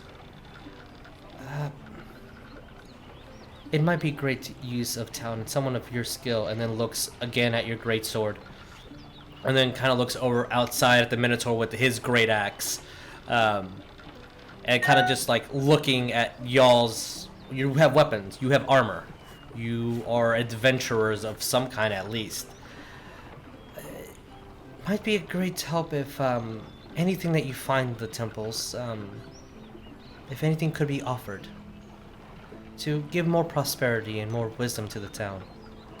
If not, well, this is what we have, and may punishment and wrath be as enlightened as visions of truth.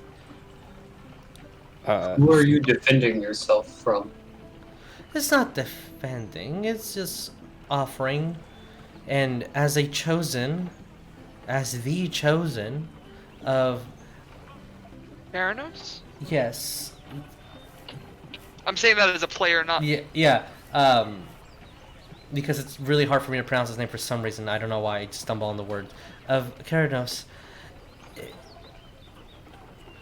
If that is what is required, then that is what we must do. Other chosens have given other praises and missions upon their respected individuals and their towns and cities that they govern. This is our duty. We must pay tribute to the elemental, and so we shall. Every couple of weeks or so, when we hear that an offering of flesh was made, now we must make an offering of anything that soothes the beast. She just smiles.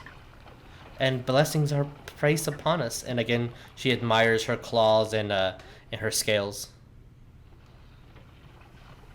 Your offerings was most gracious. A gold is something most here work their entire month to build. This will be 10 families worth of offerings that you've given us. Yeah, 10 gold's quite a bit. Yeah. I am going to look to my table and then back to this lady, and ask, can we keep whatever we don't offer? Say we go into this temple, and we find something that we fancy, but we find something else of equal value to offer later. Could we keep the fancied item? She looks at you and smiles. That is Kranos' wisdom to be blessed upon you, and the decision that you must make. If you make the wrong one, wrath is fast. As as a worshiper of the Sunbringer, knowing at least enough information to know about Kratos, it's definitely a flip of the coin.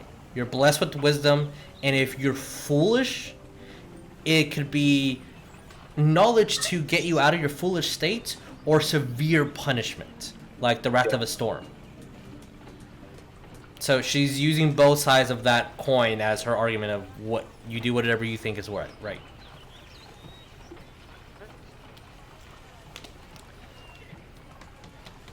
She looks at y'all's mugs of ale and your boar meat. Enjoy yourselves. And she starts walking out. You as well. You see that she actually takes special care for her tail to like not hit anything. It's like slide around the tables. Yes. On her way out, I'm gonna ask, "What's your name again?" I think it was like not Camila. What is your name? Sorry, it's written here in the notes. I have 3 campaigns to remember. Sabil. Okay. And how do you spell that? Sable. Exactly how it sounds. Yeah. Oh, so it's not the card that Trenton and I were suspecting it was. Speaking of cards, that's later. I am trying to use cards within the game as much as I can. And that she steps out, and you see that she goes to the next house, and so on and so forth. Doesn't come and bother us. Nope. Good. Alright. I'll look back to the table and be like, that was odd. I'm gonna look over at Zadrith and say, "Well, do you think it's safe to spend the night here, or should we find somewhere out of town?" I mean, it's not like she was damning our presence immediately. She was just saying, if we didn't offer stuff that hurt, and I'll air quotes purposely, wrath will be swift. No, she's astute in ideology. Yeah, I think we could probably stay here overnight. And when you're saying that, you do see the bartender immediately like look happy, and then kind of go over. You see that he's starting to polish a key immediately. If we stay here overnight, I might have a way for us to make some coin. I'm gonna turn over to the bartender. He looks at you with like a grin that he can't. You don't seem too worried about what's going on at the temple. Why is that? Not sure what you mean. It's... Well, what'd you Everyone offer? else has left. Oh! Yes. She came to this tavern, so had customers, or I would walk out and give her what I had. But since I had some business to attend to, we're not savages. And you see that kind of roll me an insight before I just give you information.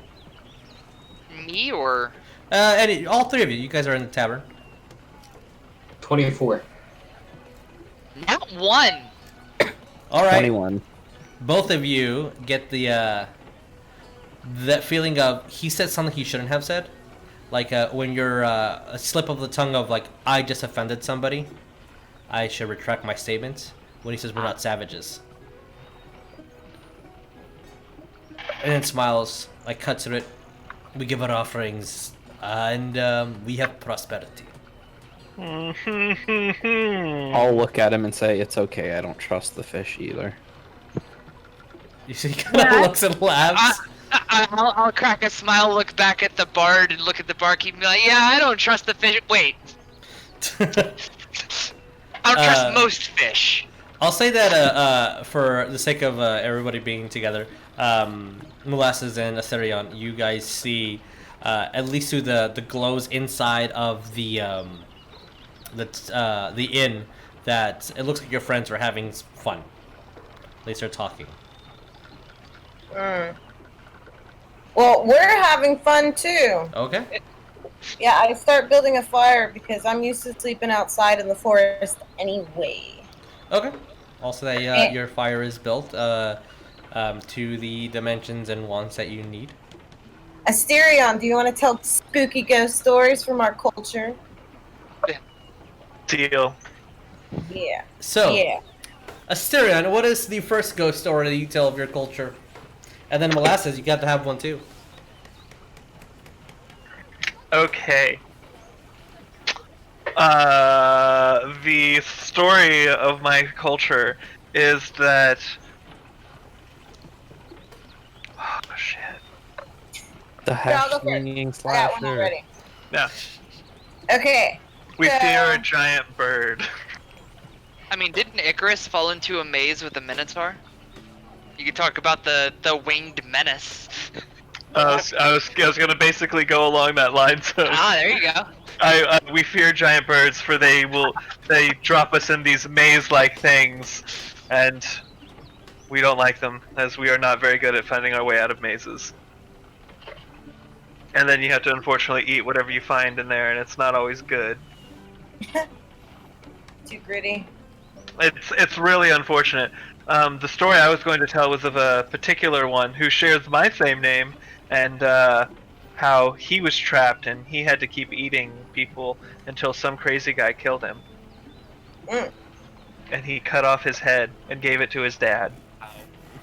Oh, damn. It was really brutal. His dad was a king and everything, and it was super dark, and it was super unfortunate. Molasses, what's your ghost story?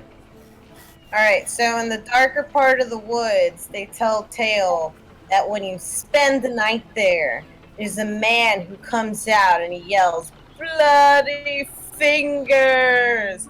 So one brave centaur decided to go, and he makes up his little nest and everything, settled in from a night when, sure enough, there comes the ghost, yelling, "Bloody fingers!" And he just says, "Dude, get yourself a Band-Aid." I read that when I was like 9. The great stories of the Centaur culture. Oh, I One wish second, Z one was second. there. Because Asterion loves it. He claps. By the way, the reason his story was terrible because his story was terrible. It's intentionally terrible. It's supposed to be bad. Minotaurs are not known for their storytelling. No. Their culture is very Storytelling. narrow. I tell Asterion the Harry Potter book that has centaurs in it. In its entirety. This one wizard boy by the name of Harry Lauter. When a giant shows up, go wizard. Back at the table, I will ask Chameno. And you wrote this yourself? I will ask Chameno though. You said. Oh fuck! I don't know his backstory. My intention are basically to ask that there were no Keranos worshippers here, so that other temple they want us to go into. If it's not to Keranos, then who's it to? Oh, I just don't remember any stories of Keranos worshippers here. I couldn't for sure say that there weren't any. Oh, that's fair. And we seem to be in a different time anyway. Yeah, still not quite getting the gist of that. I guess I'll turn to the barkeep and be like, "Hey barkeep, this is gonna sound like a really stupid question. What month is it?" Yeah, give me a second. Yeah, let me get out the table of contents here for months, because y'all are freaking asking questions. Hard cool. ones. While he's looking, Z will inform y'all that he's got a pretty solid way for us to make some money tonight. What would that be? He'll explain that when you went to get the snake appraised, that y'all's centaur companion made a really big scene before stomping out of the shop. And he, mostly joking, informed her that if she was interested in buying, he has a centaur for sale. She said, "Meet me back here tonight and we'll talk price." So, Are you saying we should sell our Centaur traveling companion. I'm not. I'm saying we could line it up and leave with the Centaur and the gold. Leave with the Centaur. This trafficking just turned into a hypothetical robbery. And By I the don't way, know. it is the Oh, year. it turned into uh, a great slave escape. That is the year Thermicarion. Thermicarion? It is y'all's my book. favorite. Yeah, your favorite month. It's on page 85 of y'all's book. That one that y'all you purchased legally. Yeah, that we totally are in physical possession of. It is technically the month that is blessings of Carmetra, the harvest god. Parametra. Yeah, the green-white one. Yeah, so it's technically the harvest god's month. Most of the worshippers that I remember around So it's like October. worshippers of Yeah. Karametra or Helios. It's like the fall, I guess. Yeah, it's fallish. It's harvest time. This is Halloween and all that good stuff. So, Pumpkins come in the dead of night. adventurers, what do you guys want to do? We have you two that are outside making your camp. Inside, for the sake of storytelling, it'd be a silver room, 2 silvers for a nice room for a night. So, what do you guys want to do? Is whatever is happening at the temple still happening at the temple? By the time that the lizard lady left, everything goes back to normal pretty much. We see maybe about 40 minutes after y'all's conversation, people start going into the inn and ordering food, and it starts becoming lively again. Is there anyone playing music at the end? No, it does not have a stage, unfortunately. Oof. Yeah. Okay. Z will ask the innkeeper how many rooms are available. Let me look at my chart. We have 7 left. And you kind of look at his chart, and there's 8 rooms in total. So only one's being occupied. I will buy all 7 for the night. What? He looks, that'd be, 'cause I hand him 2 gold. as you wish, and kind of gives you 7 keys. I'm You just think gonna- you have enough room there? Well, right? Why wonder who our neighbors are if we don't have to have neighbors? I guess that's fair. Fair enough, neighbor. Takes a key. And what if you need an extra pillow? Fair enough, neighbor. Takes another key. Sure. I'm just gonna glance over and be, oh, is this a game we're playing? Then I'll just kind of grab one key. He doesn't offer you a key. Oh, well then. He turns to the barkeeper and asks if they ever have music. No, not really. And looks at your gear. You, performing. Set some things aside. Yes, I can. Just a little bit of atmosphere for the people enjoying the night. And it kind of moves some tables. Takes about 5 minutes or so, and or gives you space in a corner that's visible by everybody. Kind of turns on some extra candles to just give you more light. I'll ask if there are any other bards in the town. No, not really. We have amateur musicians, but festivals and kid stuff. Okay. I won't do the full cacophony. I'm not trying to start a party. Okay. I will limit it to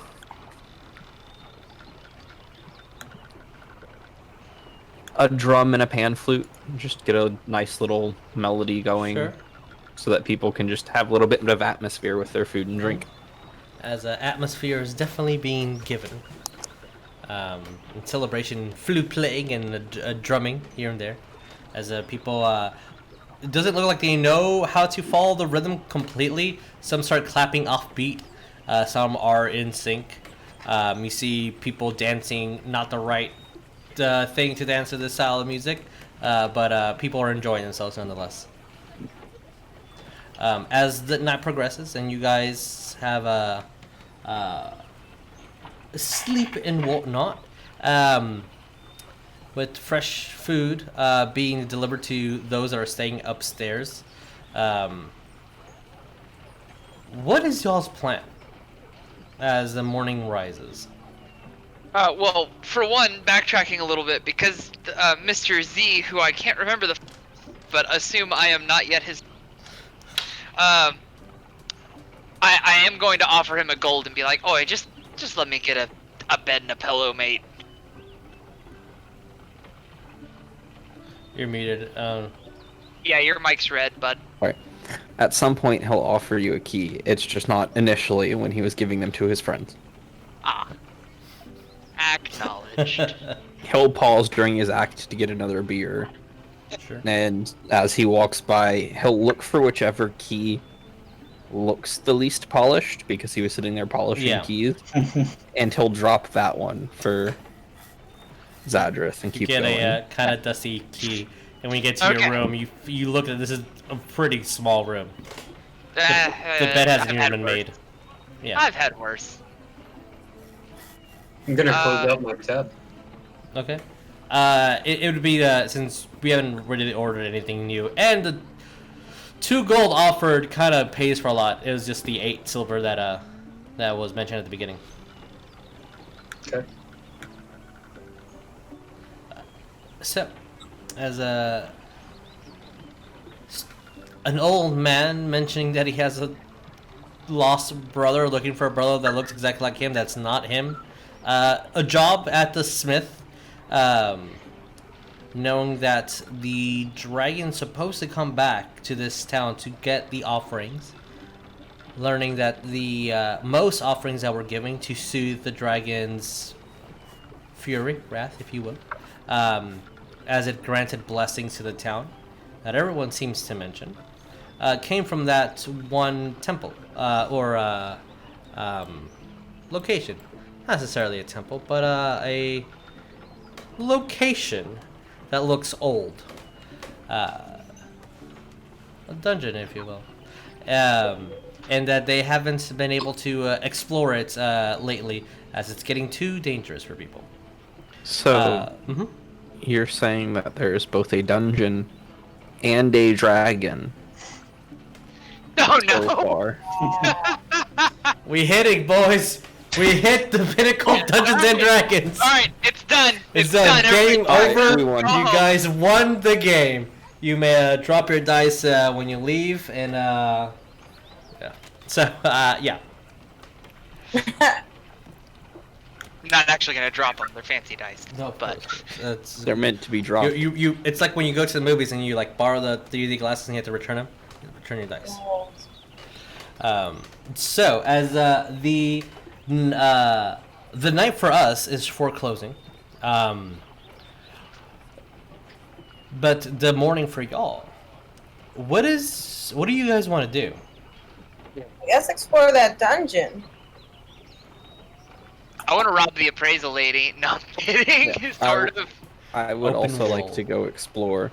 Well, what I really want to do is take all of our masks and stick them together and see what happens.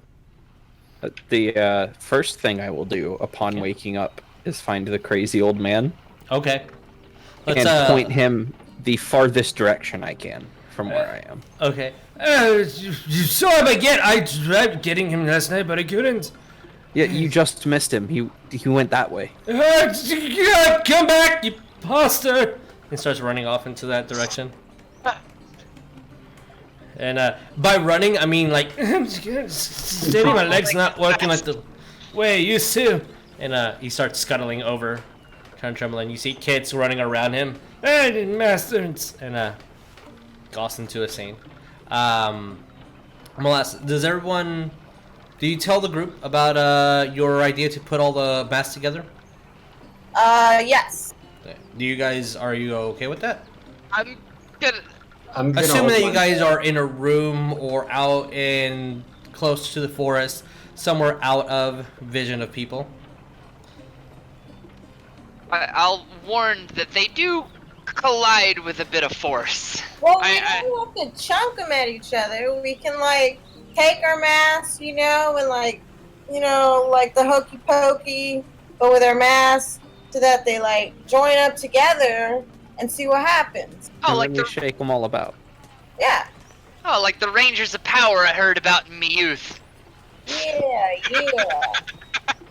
I mean, Yep. if they vibrate, they obviously like each other. Maybe something happens. Maybe Yeah. we've got like a secret power, and we like summon a giant robot creature that'll help us fight. You know? Jesus, please tell me you wrote us Sailor Moon-esque transformation sequences. It's in the chapter 2 of the story that I've been I'm reading. gonna casually slip my mask even further down into my pack, having heard that. I mean, we did a whole side quest to go get Asterion's mask. I mean, we walked for a couple of hours, A whole couple of hours. robbed a town, and then came back. It's only robbing if it still had an owner. Persuasion. The owner might have been the dragon. We looted. I got a 3. She seems very convincing. Not really. It's up to you guys. What do you guys want to Fine. do? I will agree. I got 1. And I will make an impassioned speech about how interesting this could be and how much it could science! strengthen our bonds of friendship. Roll me a And that if we do this one thing, right, the horse might not talk so good. She might stomp around people's shops a little too often. But if we do this thing, then when y'all want to do something, she'll go along with it. Yeah. Right? It gets a natural order going. We can all have turns. All she wants to do is touch the masks together. Nah. Yeah, It's not just that make bad. it- roll me a persuasion with advantage. Oh no. We're tapping into charisma for the bard. Yep, that's kind of what he's good Okay, at. so the first dice came up 19. Oh, The The second second one was a 10. all right. So what's So the total? 25. Asterion. This is a general's speech of unification. Chameno, this is a speech given by high priest to unify the city, to give something, to not be selfish and to be part of something greater. Molasses, he's talking about you. That's so cool.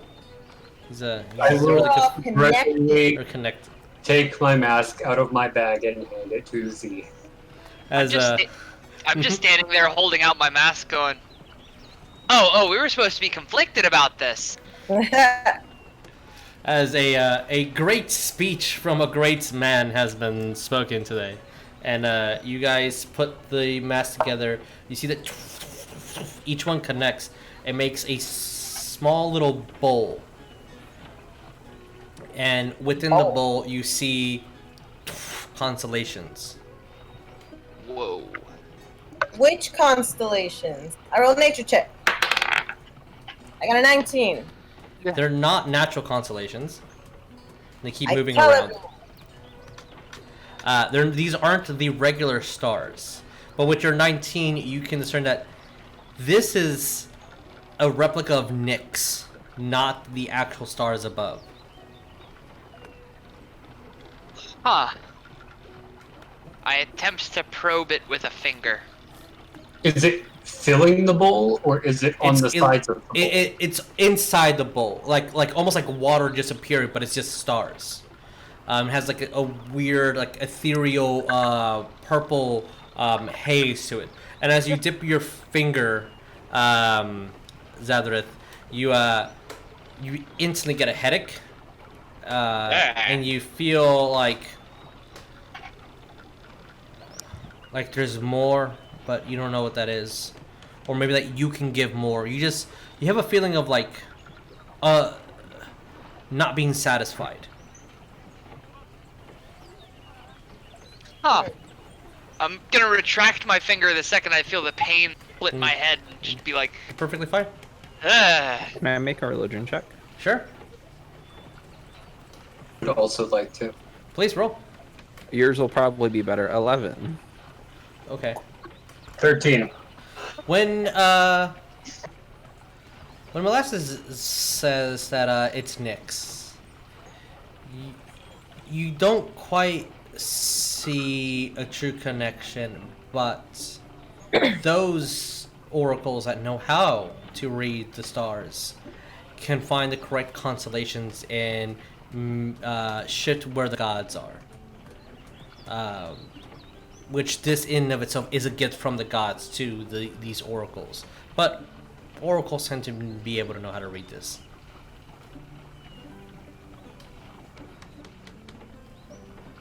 huh. So we need to find an oracle. Now Okay. there's just attempt like kind of gauging how heavy the bowl is and be like, if I put it over someone's head. You